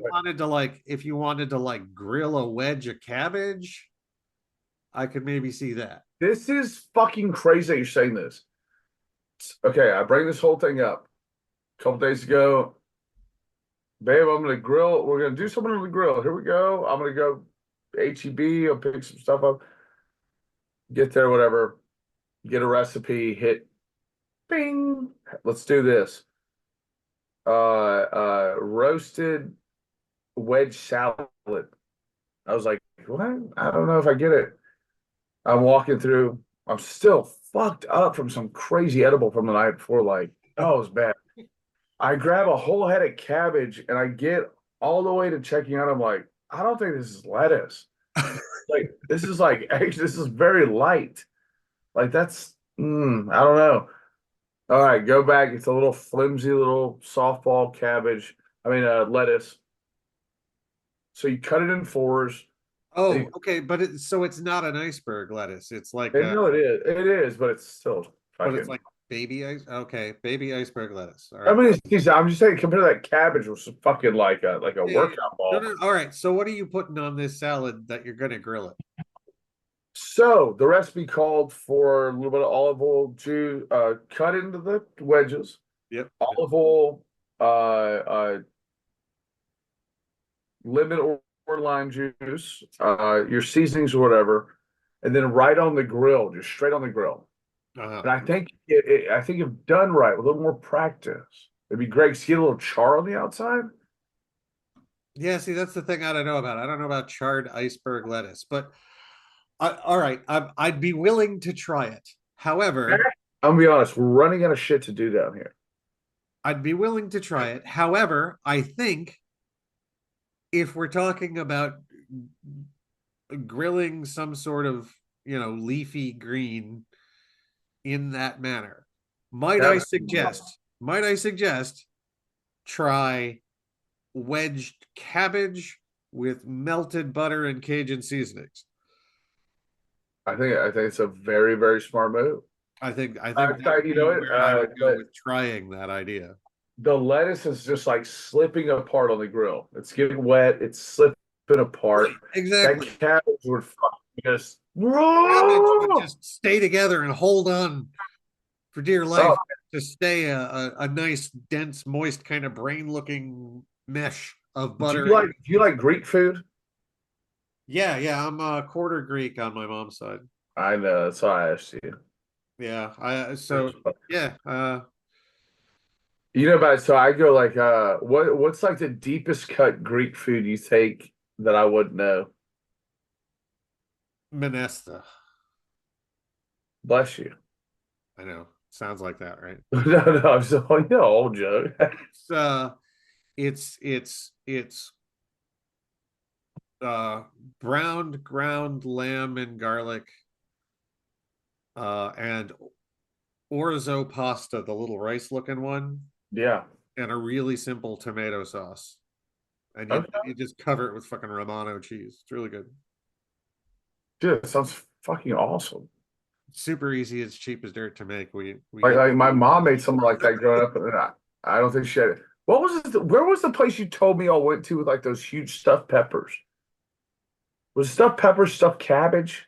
Stuffed cabbage. Some dive place? Yeah, that's the Slavic side of my family, stuffed cabbage. And that's when the lines were drawn in the sand. That's really good too, and also features a pretty basic ass tomato. What is Slavic cuisine? Stuffed cabbage, pierogies, kielbasa. Sounds like Greek. No, it's like Polish and Russian and. Okay, Polish. That's what I was thinking of probably. Yeah. Lots of cabbage, lots of meat that's been ground and packed into casings, lots of borscht, lots of beets. Borscht. Beets? Yeah. Borscht is dude, we don't do enough with beets. I like doing like a beet in the oven of like 450 and you get like a little like roast on it. Yeah. Roasted beets are tight. Because they got so much sugar content. You get a good caramelization on a beet, you know? You don't have to do anything with it. If you could only eat one nationality's food for the rest of your life, what do you do? No, because like if right down the race war, right now you have to choose. Choose the race war. I mean, if I say American, do I get the whole melting pot? Like, I was told so. Do I get my Mexican German fusion Sonoran hot dog, and do I get my It's a deconstructed Frito pie. You're like, it is deconstructed. It's fucking chips and chili. So I guess Frito pie. That's what would be if you say American? Would if you just did cut off? It'd be just what burgers, hot dogs. Would it? I mean, no. Look, if you say barbecue, but like Vikings did barbecue. No. Because if you say chili's in American food, then that brings a lot to the table because you've got like Arizona chili, Arizona, New Mexico chili. That's totally different. That's with pork in a green sauce with pinto. You have made this case to me before that I don't know shit about the green pork chili. You know, because you're in Texas where everybody thinks what chili is and they're fucking wrong. We're still fighting over beans are not in our chili here, dude. Which is dumb when all right, man. So there's two dishes. There's chili and there's chili. I haven't seen you fired up like look, dude, there's chili and there's chili con carne. Those are two separate things.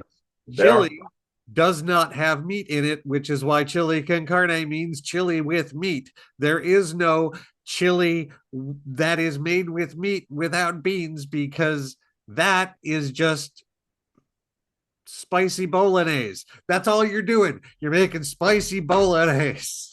Oh. And that's not chili. Sorry, it's spicy bolognese. So for the folks, I know we've done this before in a lot of different areas. Texas is good. This is folks, it's gonna make a great cutout for this and for the show. The difference between what Arizona does with chili and what apparently Texas dumbass morons too.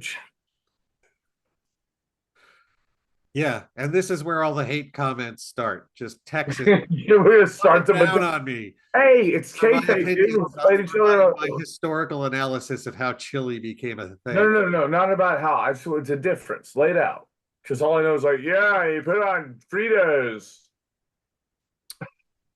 Right. So out here, chili is like a stew that you would serve over rice. It's made with pork in a green pepper sauce, like like stew pork, like very tender and like yes, yeah, break apart all day pork, yeah, all day pork, yeah, just kind of in a green chili sauce, well, in New Mexico it'd be Hatch chilies, right? So out here it might be Poblanos, it might be Anaheims, it might Poblano right there. I can see it on the counter. I'm saying. So that would be what you're using those peppers instead of your tomatoes, right? So it's what do we say? It's more interior Mexican food. Yeah, it's Sonoran. It's right. It's not just like, hey, it's chili and chips and cheese. We're Texas. You want to get down to it. Yeah, it's going to be that pork is really going to be javelina meat. That's what we got, dude. That's what's here, man. And yeah, and it's a tough meat. You got to cook it a little long, and lots of onion, lots of green pepper, lots of some garlic in there. Oh man, I'd love to cook with you sometime, dude. What's the hottest pepper you can go? The hottest pepper I can go? Well, let's go. Have gone and like currently, because we're older, feel comfortable going. I mean, I know I've had ghost pepper in things. Did you eat a ghost pepper? No, I've never eaten a ghost pepper, but I've had don't do that, dude. I've had ghost pepper whiskey. What's that like? Just acid reflux? Yeah, it's awful. And I've had people like put ghost peppers in stuff. I have had a ghost pepper. I had a no. I once had habanero alligator chili. So I was asking for. We went through an entire bag of white bread and a gallon of milk in the process of each. All of it, but we got through it. We survived, but never again. Dude, so can you? Would you say the habanero was hotter, or would you say that the ghost pepper was hotter? Well, I mean, the ghost pepper. People say shit's ghost pepper, but I don't know. But it's also a quantity thing, right? Like you put a ghost pepper in an entire vat of whatever versus like stupid college kids intentionally making chili way hotter than we probably should have, That's where United Healthcare guys get shot in the head in New York. So when I was like 10, my grandmother was like, he had a real dark sense of humor. She was like, dark, small town, Lucille Ball. And she was like, oh, they're baby bell peppers. Bright orange. It was habanero. Yeah. And I was always a tough guy. Oldest out of my family. I was like, yeah, I got it. Fuck it. Let's go. We're talking, so this is like a Scotch bonnet? Like what is It's just a habanero, raw, with salt and a little bit of lemon juice. Yeah. Dude, I laid on her couch for 2 fucking days with like the ice pack mask on. Like people, relatives came and went, and I was just like fucking. Yeah. She was a sick fuck, is what I'm saying, Jack. That said, now that we're older and like you still like a little spicy, but you don't want so much, and I thought my stomach up, dude, in my 20s trying to eat the honey. A little bit of cayenne pepper in the hot chocolate, not bad sometimes. Be up there. You told me about that. I started doing that. Man, it's just a little extra pop. Yeah, it gives it just a little. It's nice. It's like, oh wait, what? Triple H is here? I just say, I've been getting back into Tara and I stumbled upon Emerald. Do you remember Emerald Lagasse? He's like working like a carnival cruise thing now, I think. Oh, is he now? Well, we're talking about the old school when he had like the live band and live audience. Yeah. He had a nice setup. I liked that cooking with the bench. Yeah, man. He was doing like doing crowd work. Yeah, that was cool. I kind of enjoyed that. Wait a minute. Get this. We're gonna put some more garlic in it, huh? How about that? You're like, what? Yeah, people did tend to overreact at the ingredients. Dude, I can't believe the pops like oregano got. You're like, oregano? Oregano. I have a deep love relationship with oregano. How so? I will put way too much oregano on things. Like if I'm having is that your safety season? I've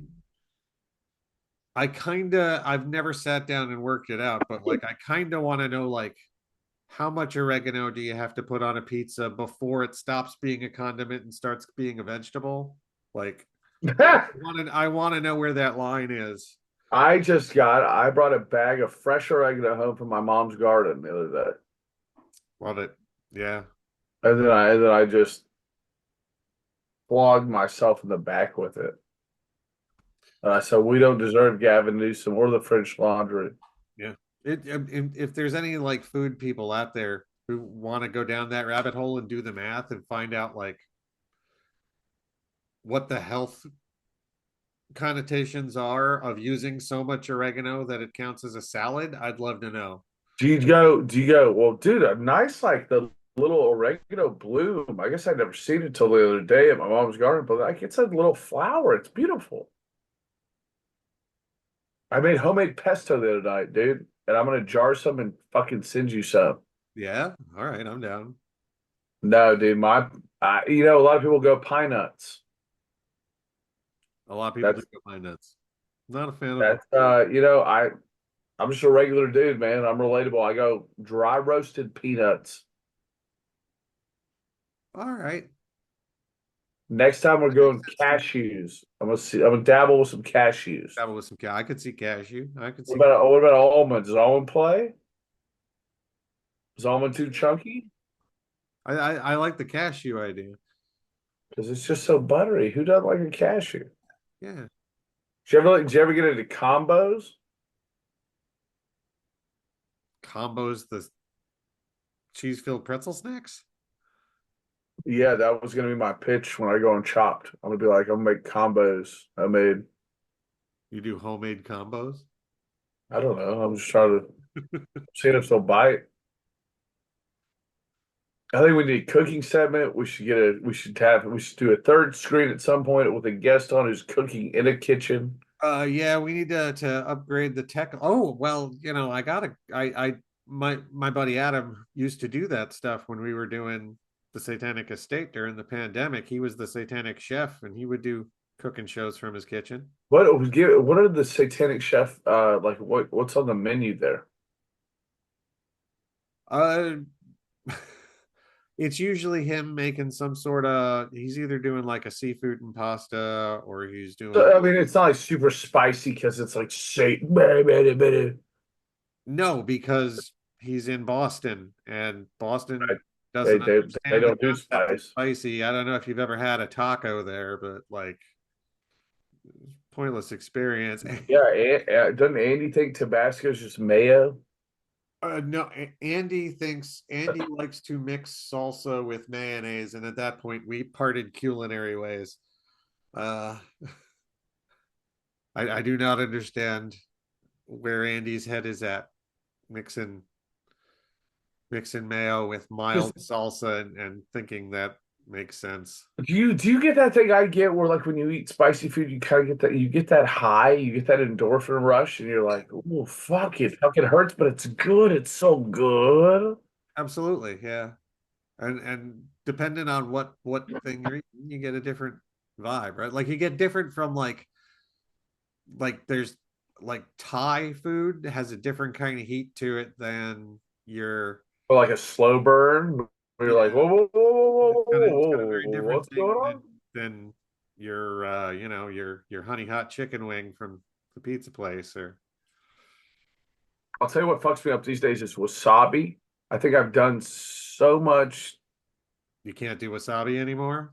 No, I can. It's just not great. I think I've done so much bad decisions involving my nose, I see. therefore my sinus cavities, With the wasabi, just yeah. that I mean, I feel like in the back of like in my spinal cord, and I go into like this, and every time Tara's like, "Oh, here he goes," I'm all, Yeah, it's almost like a freeze brain in a different spot, right? Like, dude, it's like I'm turning into the Hulk, where you're like, yeah, it's like a freeze brain, like right here, where in your adenoids, and it just I get there, and then up the back, and then it shoots into my brain, and I go, "Whoa." I'm gonna send you some to of our this other brain hack segment, coffee. getting old with Jack and Sam. We bitch about hot foods we can't eat anymore. No. That's relatable. That's relatable. Young kids don't. They're too worried about not getting shot at school to eat hot foods. You want a weird one? That's a pretty tasty hot meal. Do I want a weird one? Come on, man. All right, so you get your just your like you get your chicken thigh or whatever, just a regular roast chicken thigh, nothing special, nothing fancy, right? And you chop that up, and then you mix it into some oatmeal, and then you put some hot sauce on that. Whoa. It's a tasty meal. It's almost, could you do the same thing with grits? Sure, you could do that with grits. Why not? Let's go, man. That with rice too. Any of your grains, man. Like, just treat them all the same. Dude, that's probably like one of the healthiest meals you could eat. Chicken and oatmeal. Like, no shit. Exactly. Like, all this shit about all the... Man, just let's make an oath to each other. We're not going to get on Ozempic. No, I'm not getting on Ozempic. No matter how, whatever that the Frank Place thing takes off, whatever, we can't get on Ozempic, dude. Yeah. No. But what we will do on this show is if we're like in a fit of writer's block and we're trying to figure out what's going on, I might turn the camera and go sit on my rowing machine while we're shooting shit back and forth. Let's do it, dude. I might fucking pop a fucking jar of kimchi. Blow my mind. Kimchi is some good stuff.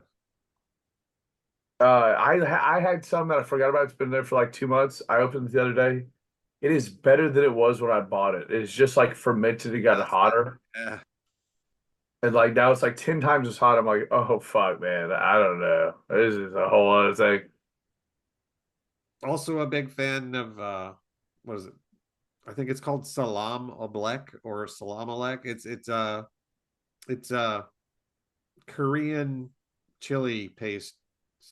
Comes in a jar. It's not like sriracha. It's different. No. It's like it's got that like almost sand texture, kind of like a mud. But I mean, like it.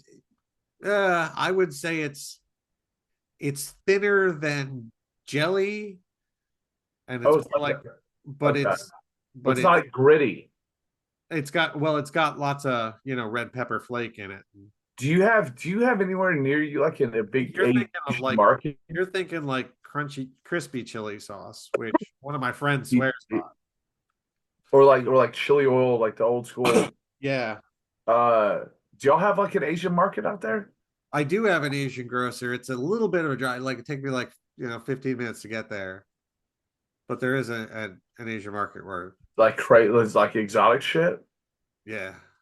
You have fight a fucking swan to get in? No, I don't think so. Oh, okay. At ours, there's a crazy one up in North Austin. There's a fucking old fat guy in a pink sequin blazer singing Sinatra covers. Oh yeah, Japanese people. I guess my biggest thing is I don't do mayonnaise, and it breaks my heart that so often in great Asian food that mayonnaise gets just like dumped on it. I see. Sorry. That's all I got, guys. That's my time.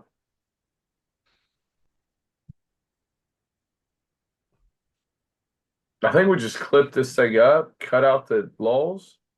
Oh no, another fucking healthcare guy got shot. Another healthcare guy got shot? Yeah, they said they're taking down everybody. Oh wow. Man. Evolution says I hate Joker to work stuff. in healthcare right now. I'm gonna go pick Tara's mom up in rush hour from Austin Bergstrom International Airport. Yeah, well, I just dropped my mom off at Sky Harbor yesterday. Dude, Tara hates Sky Harbor. I love Sky Harbor, man. I think it's maybe she came in like one of the. We were there together. We were there. The only time she's been there is with me, like twice. And you were. It feels like you were I love it because it feels Sky Harbor feels like a sci-fi movie. It feels like you're in a fucking 90s sci-fi movie. Yeah, it does kind of. But I mean, it's nothing like. It's nothing like Denver. No, it's not like conspiracy stuff. It's no, Sky Harbor's just kind of in your face about it. Yeah, and there's art gallery stuff, and I love it. although I'll tell you, man, like one thing about taking my mom to the airport, like I miss the hell out of life before 9/11. A walk-in. Cause my mom's older now, right? So we gotta get her, we gotta take her to the thing where it's just like, all right, I need one of you guys to put her in a wheelchair and wheel her to all the way through all this shit. Yeah. And like, why hasn't any of that shit been rolled back? If I could just walk my old mom to the gate, like even you got to go through security. Fine, it's just like, look, man, I'm here with the old lady to get her to the plane. None of that makes any sense. Somebody else picking her up on the other side. Can I just go sit with my mom until her plane gets here, fucking please? But, another one, not Democrat or Republican. Shit, people want to hear. Yep. Can we just? There's no reason. Being able to walk to the fucking gate with my aging mom, please, instead of all this bullshit. Like that's what I want, man. It's all really simple stuff. It's like you know what we haven't talked about. I want to talk about it now. Let's close out with this. I want you to lay your navy bean soup theory on me. The navy bean soup theory. Yeah. Okay. We're gonna do this on the first episode. Set a marker here. Okay. So we've talked a lot about how to heal the political divides in this country, particularly when it comes to, different cultures and different religions and demos and whatever. And I think, a kind of like meaningless ceremonial, but also fairly practical thing that could be done at the federal level would be for Congress to change the law that stipulates the recipe for the navy bean soup that they serve in the Capitol Hill cafeteria. I'll stop you right there. A lot of people don't know that's a thing. I didn't know until you told me. Yeah, it is by congressional mandate dictated what the recipe of the navy bean soup in the Capitol Hill cafeteria is, and also stipulates by congressional mandate that it must be available all the time in the Capitol Hill cafeteria, 24/7. Which means that, like, if you're an aide to a senator and you use the Capitol Hill gym after a night of, reading through all these papers and whatever, and sorting and organizing and answering calls from constituents, and you go use the Capitol Hill gym, it's 3 a.m, you wander into the cafeteria, and the only thing there is on the menu at that hour that's hot and nourishing is this navy bean soup. Unfortunately, it's made with ham hocks, which means that if you are a Jewish or Muslim person or just allergic or just don't like it, how about that? Huh? Or like all of that, or somebody who's like, I just don't like that. Yeah, or I just don't like that. Maybe you're just, an ethical vegan is and Christian, who knows, whatever your thing is, right? But that means that you can't eat that soup. And I think if they just changed the recipe and made that soup at least at not even whole vegan, vegetarian, if Well, you you want to do use like two. You can have two. What the fuck? UT serves 4 kinds of chilies a day to the football players. yeah. But I think just changing that would, be a nice gesture in solidifying the multicultural and multi-ethnic and multi-religious nature of the country, And didn't you tell me this has been a law for like forever? Yeah, this has been on the books for ages. Like let's look it up. When did the navy bean soup thing? I mean, I feel like this is like the biggest symptom of everything. Yeah. Not the biggest symptom, but let's see if we can find one of these articles that actually goes into the history. They have an official soup over 120 years. Holy shit! Still champion. Yeah, we're talking 1903, 1904. Jesus fucking Christ! And here's my thing: is does that contract with those pork farms? Do they rotate, or is that the darkest? I mean, that would be. Well, I mean, that would be okay. So the way the law would be structured somewhere deep in every appropriations bill that we do every budget that gets passed every goddamn year, there's a line item somewhere for the amount of ham hocks they have to buy to produce this soup 24/7 on Capitol Hill.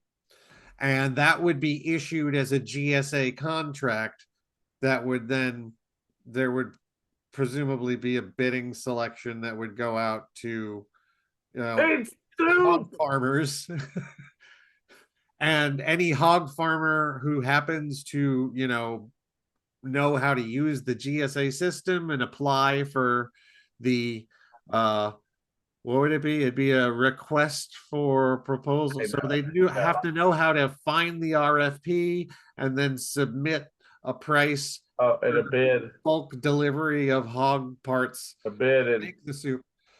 Yeah, the saddest part about this entire conversation is you and I both know Joe Biden knew the ins and outs of the Navy game at the height of his career. Joe Biden knows which hog farmer has that contract, who their congressperson is, and has talked in the late 70s. Forget about I imagine that if Joe Biden calls that congressperson to have a meeting, he probably has the soup on the says oink oink. He says oink fucking oink. What do you think happened? It's our first episode, so we're gonna clear all the air. What the fuck, Joe? Don't blame Joe. Joe got old, man. It's right here. It's right here.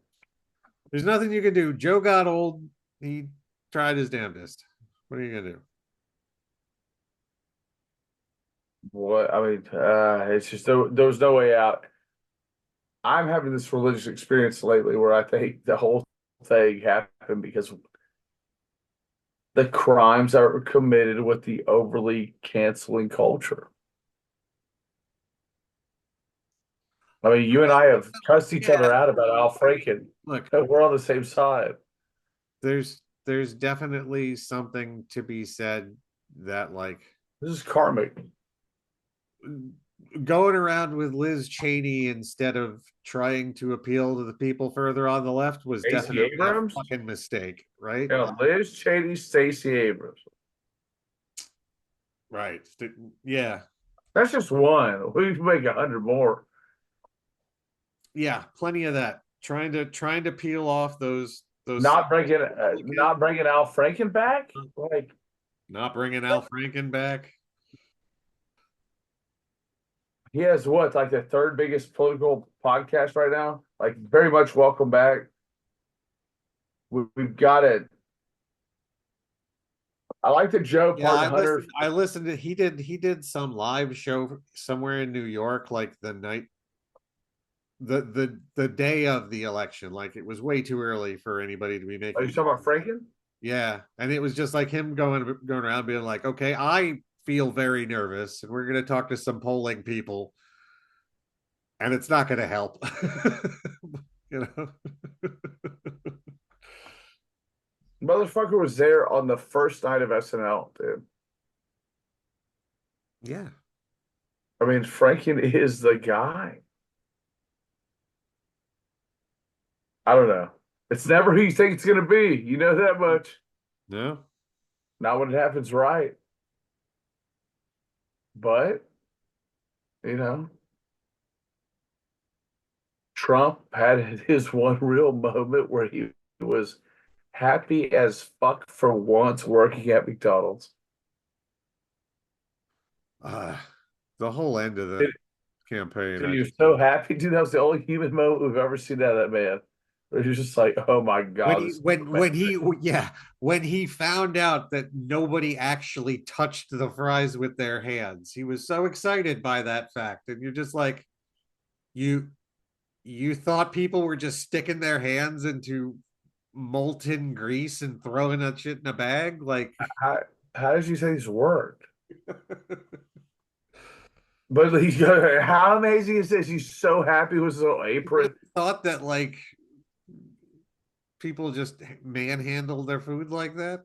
I've got to give it to the motherfucker for fucking all the stuff.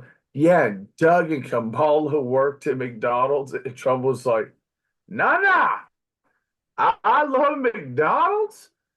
Hell, I'm going to work there right now. And just fucking, and you're like, it's staged, of course, staged. But you're like, yeah, but that was like, I mean, remember Hartman's Clint? Oh yeah, Hartman, right. He wasn't working at it during Clint. Yeah, where he went. They did the go around the McDonald's thing.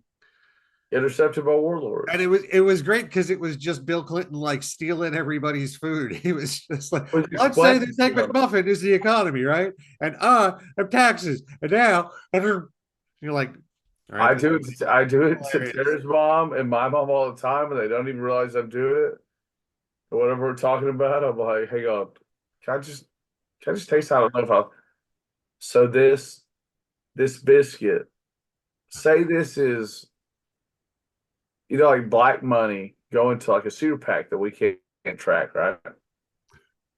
Intercepted by Republicans. Yeah. You know what I mean? Dude, Phil was the man in that sketch. Dude, he almost like chokes. He keeps going. Yeah, he just keeps shoveling in food. Oh. We got to get back to that kind of politics, though, man, because it obviously worked for Trump, worked for Obama. Remember when Obama walked through the place, Jack, in Denver in 2012? Yeah, I remember the Republicans spent like 3 days trying to make a big deal out of the fact that he asked for Dijon mustard on a hamburger. Oh, that was every day, dude. That was every day. And you love the tan suit more than anyone loves the tan suit. I do. I love the tan suit. You are fucking missing. You're Jimmy Hart of the tan suit. No, but I'm talking about when Obama walked through that place, they just legalized weed, and he walks through, so he's like, "Hey, this man," and he's like, "I'm working. Wish I could." Like it's right. It's like in his fucking. It's right here. You actually do a pretty good Obama. You know, first, I don't know. I didn't like the way Fred Armisen did him. I didn't like the way the other guy did him. Jay Farrow, who's super fucking talented. He's a producer on Family Guy now. I mean, Peel, right? Like, nah, I didn't like his. No. I like the real one. Well, yeah, of course. I like. I mean, that's the thing with Obama is he could be funny. So like having a comedian do him was just like him trying to have him, you know. He could just do his own jokes. He didn't really need to be standing up here in front of you. An unlikely story. No, you know what he did that nobody gives credit for? He'd ramp up and then just chill. He'd go, fuck Well, it. that's because he switched, right? Like there was a President Obama that was, professorial and statesman-like, and then he'd slip into, oh, then there's Barry, then there's his Barry. That's what I do. Yeah. Come on, man. I mean, look, like I think I've talked to a lot of people about this since the election. I think everybody knew, but didn't want to say. You can't force anybody to be the new, as if you're like Kevin Feige doing the Marvel Cinematic Universe, like, and now we're gonna have fucking chick Black Panther, and now we're gonna have Black Captain America. You just gotta let it rise to the top. Like you just, game has, we fucked ourselves. Well, that's a whole other rabbit hole to go down next week if you want to talk about what's wrong with the system of writing from comic books to movies pipeline. What's wrong with that, dude? Well, that the comic book people are getting the short end of the stick. Like, getting like, butt fucked. If you're trying to write butt fucked. If you're trying to write new comic books with new characters nowadays, you're not writing a comic book. You're writing a storyboard to show to some director in the hopes that it gets made into a movie, right? Like nobody's getting paid to write comic books in the same way, right? Like, oh, hey, but by the way, all for bringing Jack, bring back Weird Tales, bring back Tales from the Crypt, bring back all of it. Fucking let's do it all. Old EC comics, bring back. Kids do better with that stuff. Bring back all of it. Have you ever been to? Oh man, Fantastic Tales of the Imagination. Bring that back. Bring back. Let me tell you real quick about a magical place that I almost asked you if you've been there because I was so hyped up about this. I know you haven't. Why would you? It's called Austin Books and Comics. Yeah. And it's on North Lamar, and it's like just north of UT campus. And you go in, it's got like the front, like the perfect little like silver kind of curved desk, rack, couple coolers, maybe like some kids books, whatever. Over here, all collectibles. But then when you go down, it just goes forever. It just goes forever. Just the racks of comic books. The big boxes, labeled everything, like big Hulk, fucking like everything, a whole wing of just action figures. Yeah. And you just go like, here's the problem. We're fucking the guys over who are doing it and then ripping those stories out of their hands. Yep. And what, like, just now Batman writers are getting paid for shit for like just the 40s or some shit. Like, what's that, Doc? Oh, like the one, like the guy who made Will and Me or whatever. The guy who made Batman with Bob Kane, or like who got just fucked him over, and Bob Kane just was like, "No, it's me." Yeah, that's the least of it. Like all these current. I think. Tell me if I'm wrong. A lot of these current movies take the movies based on what the comics are now, but nobody's reading the comics, so it kind of fucking nobody's gonna catch on. But dude, those comics are doing a wild shit right now. They always are. That's why they're comics, right? Absolutely. I mean, they have been forever. Like that's what makes them comics. They're doing wild shit. Yeah, and then that's like we were talking about this. I was excited to see that Michael Swaim is back at Cracked. Dude, man, Cracked killed it back in the day. Dude, I would want to go to the grocery store with my mom just to fuck it, whether I took it home or not, go read Crack over in the corner and just fucking geek out. Yeah, like as magazines, Cracked and Mad. That was it.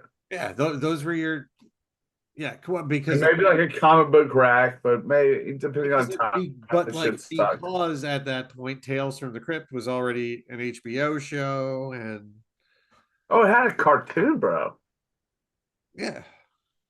But Oh, like that that trip was fucking pop. back in the day when that was a magazine, like Weird Tales is why we have HP Lovecraft, Well, what about this? No one wants to buy paper, so we got to get through that. I don't think.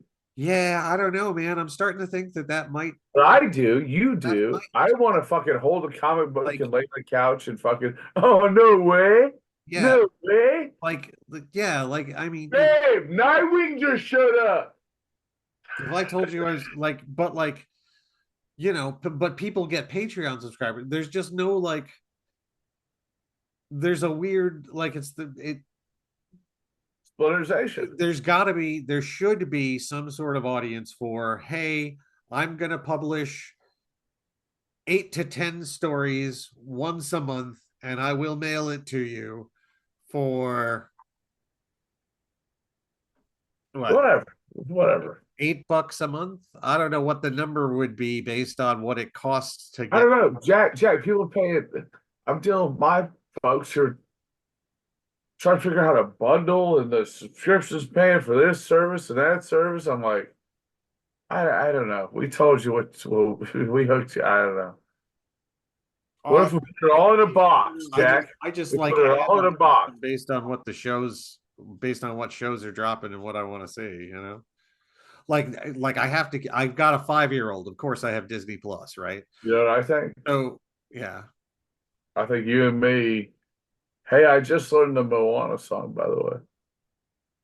Did you? You're welcome. It's fun. It's a fun movie. It's I like it. It's fun, dude. It's fun.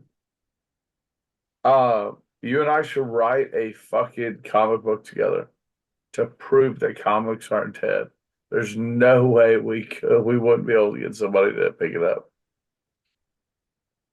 Yeah, no, I've written comics before, and I'm cool with that. It's always finding an artist. Wait, have you had comics published? I self-published one once. It's in here. What? It's actually it's the first comic for the I'm bringing the character back. I'm working on a detective novel with this guy now. What is it? It's a sci-fi noir detective thing that I did with a friend of mine after college. What's the character's name? Sharky Thomas. Sharky Thomas? Yep, Sharky Thomas, sci-fi detective. And it's pretty noir. I try to keep it noir, I try to do like sci-fi noir. Was it? It sounds like it would play into a great Tarantino situation with like Sharky Thomas. I knew it would come down to this. Yeah, except my artist friend who I worked on it with was very into manga, so he's got much more of a David Bowie look, so it's got kind of a more sleek, streamliney Stardust. Yeah, but it's also got it's you need to think about like your Raymond Chandler kind of thing, but in the future, right? It's 2025, Jack. Yeah, well, the story I'm writing now is like, I don't know, 2040 something, 2050.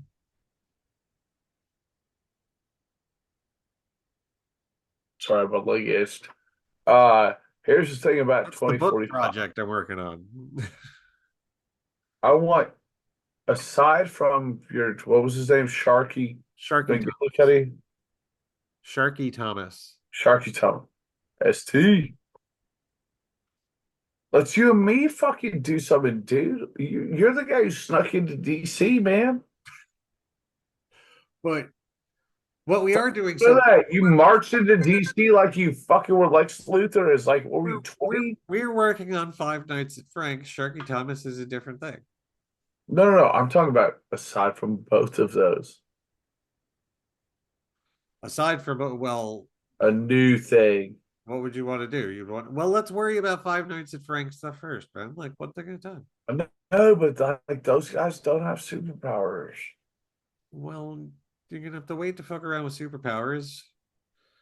I don't know. It's just like I don't know, Jace. No, listen, you gotta Yeah, follow, okay. you gotta think about this as following the Kevin Smith model, right? I know, dude. I was First you just do the like, movie, and then you get invited to write for Batman. I don't know, man. I was kind of super bummed out that like Jimmy Stewart wasn't gonna have like metal wings or anything. That is Kind a of very sucks. different movie. Kind of sucks that like Kirk Douglas can like open portals and stuff. Well, I mean, if you want to sit down and I get it. like an I Alan get Moore it. League of Extraordinary Gentlemen thing with these guys, Nah, dude. that's a very different setup than what we've got going on. It's not that. And Ben Stiller gives me the yucks these I days. mean, the script's not written yet.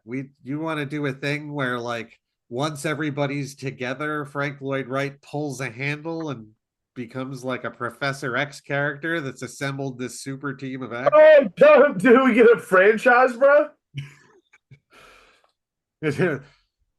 I'm sure you've wondered why I'm gathered you all here. And he like pulls a candelabra, and the whole thing just spins and goes, and we make up this like whole superhero base underneath Taliesin West. All right, we could do that. We if you should want to. probably just keep all of these projects separate and do like the fun old Hollywood and then do some dope superheroes on our own time.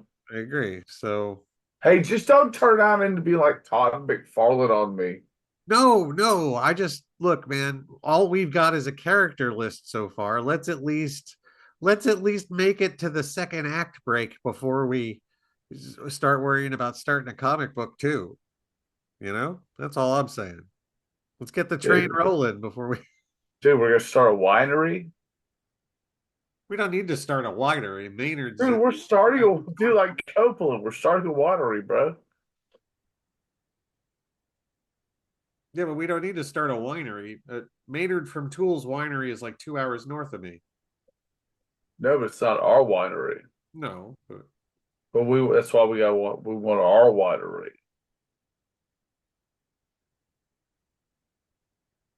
I don't know if I need a winery. Do you be like just put your name on it? It's okay. You don't have to come. I'm gonna ask you to pick grapes, dude. You think I'm gonna do that?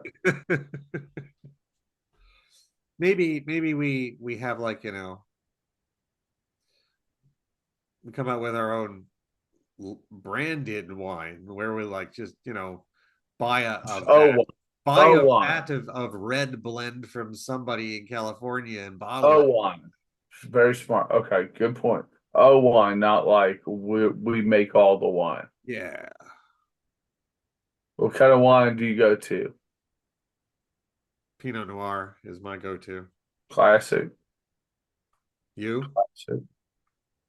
Why does Moscato taste like fucking bad sugar and water? Moscato? I can't believe people drink that shit, dude. I'll outlaw it. I think I have the votes. You'll have the votes. I don't know, man. So we're definitely, so between now and next week, what I'd like next week, I'd like to be at the point that we're figuring out all the introductions, right? Like our first 10. Yeah, okay. I got it. Yeah. So we got our list of names.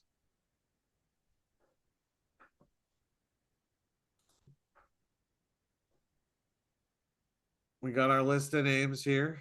I will make sure that you have that list of names. I know the list. All right. I'll send it'll be one Hey, day at some point we're gonna have to sit down, and I think there's a way that I can make like Off basis. a shared project for this. So like you could get this Yeah, you've done that before. I'm illiterate. right. I'm just trying to think of a way where like you could have like an active version of the script and we could like write back and forth like doing like a Google Docs thing where you could just at least we should have a Google Doc where you could like throw all the stuff like all your scene ideas and dialogue into one place and then we can fit it into the script as we go. So like, you know, Right, just like punch up and stuff. Yeah, yeah. like decide what goes where and I would like to sit down and do like So, our general story arc, you I know. mean, there's got to be. Is there not like a shared notes app? Hey guys, if you're listening, call in right now. 1-888. Yeah, give us the name of software. Jack and But Sam. you know, like Google Docs will do for now until we figure out. Well, let's just work off that. I can do that. All right. So we'll like share a Google Docs, like just a dump file to put everything in. And then when we do this, we'll take stuff from the dump file and fit it in where it goes in the script and we'll build it together. Or hey, Jack, you just email me whatever. Well, that's a lot, but just say email me and I'll just add in little stuff like parentheses or whatever. Like, and I mean, like if you've got an idea for a scene, like if you have an idea for a scene between, you know, these three characters in the garden, then just write that down in a Google Doc, and then we'll figure out where that scene is in the movie as we go, right? I completely agree. And I want to show you something real quick.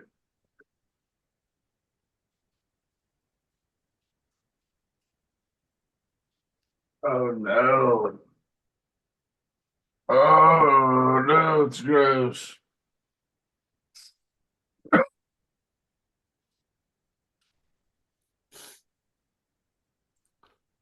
I don't know if wow. That's a good one. In the box. Impressive. And he goes, still, maybe? It's been a minute. I know, buddy. Yeah. Dude, he fucked over Phil Hartman. Did he? I just saw that on a Phil Hartman doc where Phil signed for like 5% of all Pee Wee. And then they get the show, they never call Phil back. Yeah. I'll tell you one more joke that I have to go because I didn't realize what time it was. So there's a teacher in a small town school, and she decides she's gonna have all the children tell a lesson, tell them about their life, and we'll try to make a lesson out of it. First girl says, "Hey, you know, my dad works at the hatchery, and when he was coming home, they had those extra eggs, and he brought them home, and he called first, and well, because of the rocky road, and by the time we got home, someone busted. So exactly what we're looking for today. Don't count your eggs. You know. Yeah, sure. I'm with you. And then second girl goes and they go, hey, Marjorie. She's like, yeah, my dad works at the hatchery too.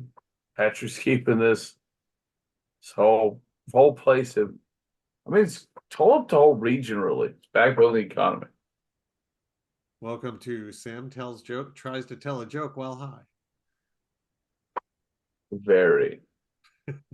And it's a long joke, dude. The old school Milton Berle shit. It's becoming longer. So the second girl says, "Hey, my dad works there too," and they had all they said, "Hey, we were gonna put these chickens down at the hatchery, but we like you. You're cool, so take the chickens." Yeah, thank you. Okay, great. We call ahead and said, "Oh, honey, I've got 6 chickens," and then and the chickens came home to roost. And everybody was like, yeah, Cool, that's a lesson. Uh-huh. So this was the second girl. And then after all that, a hand goes up and it's Shitty Johnny. Shitty Johnny. Okay. And the teacher goes, fuck, Shitty Johnny. But no, I made an oath to the education community to teach you children. I owe it to them. Please. Shitty Johnny. He said, my uncle lives at our house now since the school year because he just got home from Vietnam. Okay. Thanks for no, wait. He wakes up every night, runs to the house screaming. He got pulled over 3 times last week with a gun. But what you don't understand is that my uncle was left in the jungle when everyone got out of Saigon with a couple bottles of whiskey, 3 Kalashnikovs. That's all he had. Says he marched through this jungle, not knowing who he could trust. At one point, he takes the last slag of the last bottle of Jack Daniels and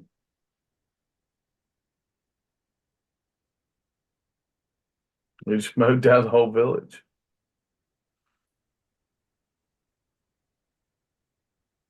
I'm excited for the punchline now. No, Shitty Johnny goes, what? It's my story. I don't understand why I'm shitty.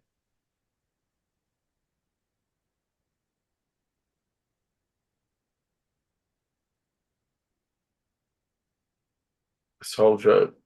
It's over. Your light was the lighting getting crazier?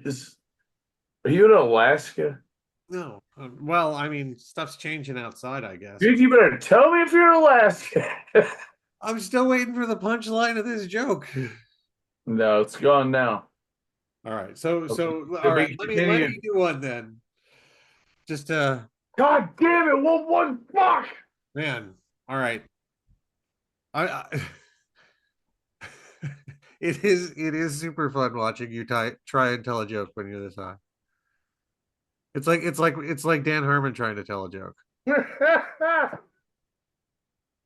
Is it the Argyle? Is it the Argyle? No, it's just the way you get sidetracked into the details of the joke. Like, well, here's the thing. All right, here's I've got a Johnny joke that I can do. And you could use it on one of your in-laws, so you'll like this one. So Johnny comes home from school and says, Mom, today we were doing the alphabet in school, and all the other kids could only make it up to G, but I made it all the way through the alphabet to Z.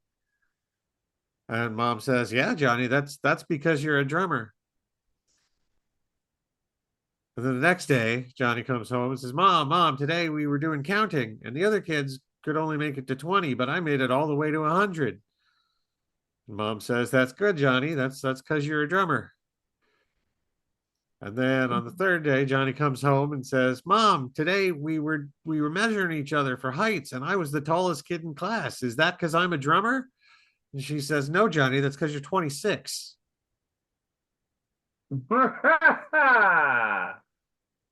That's how you tell a joke, yes.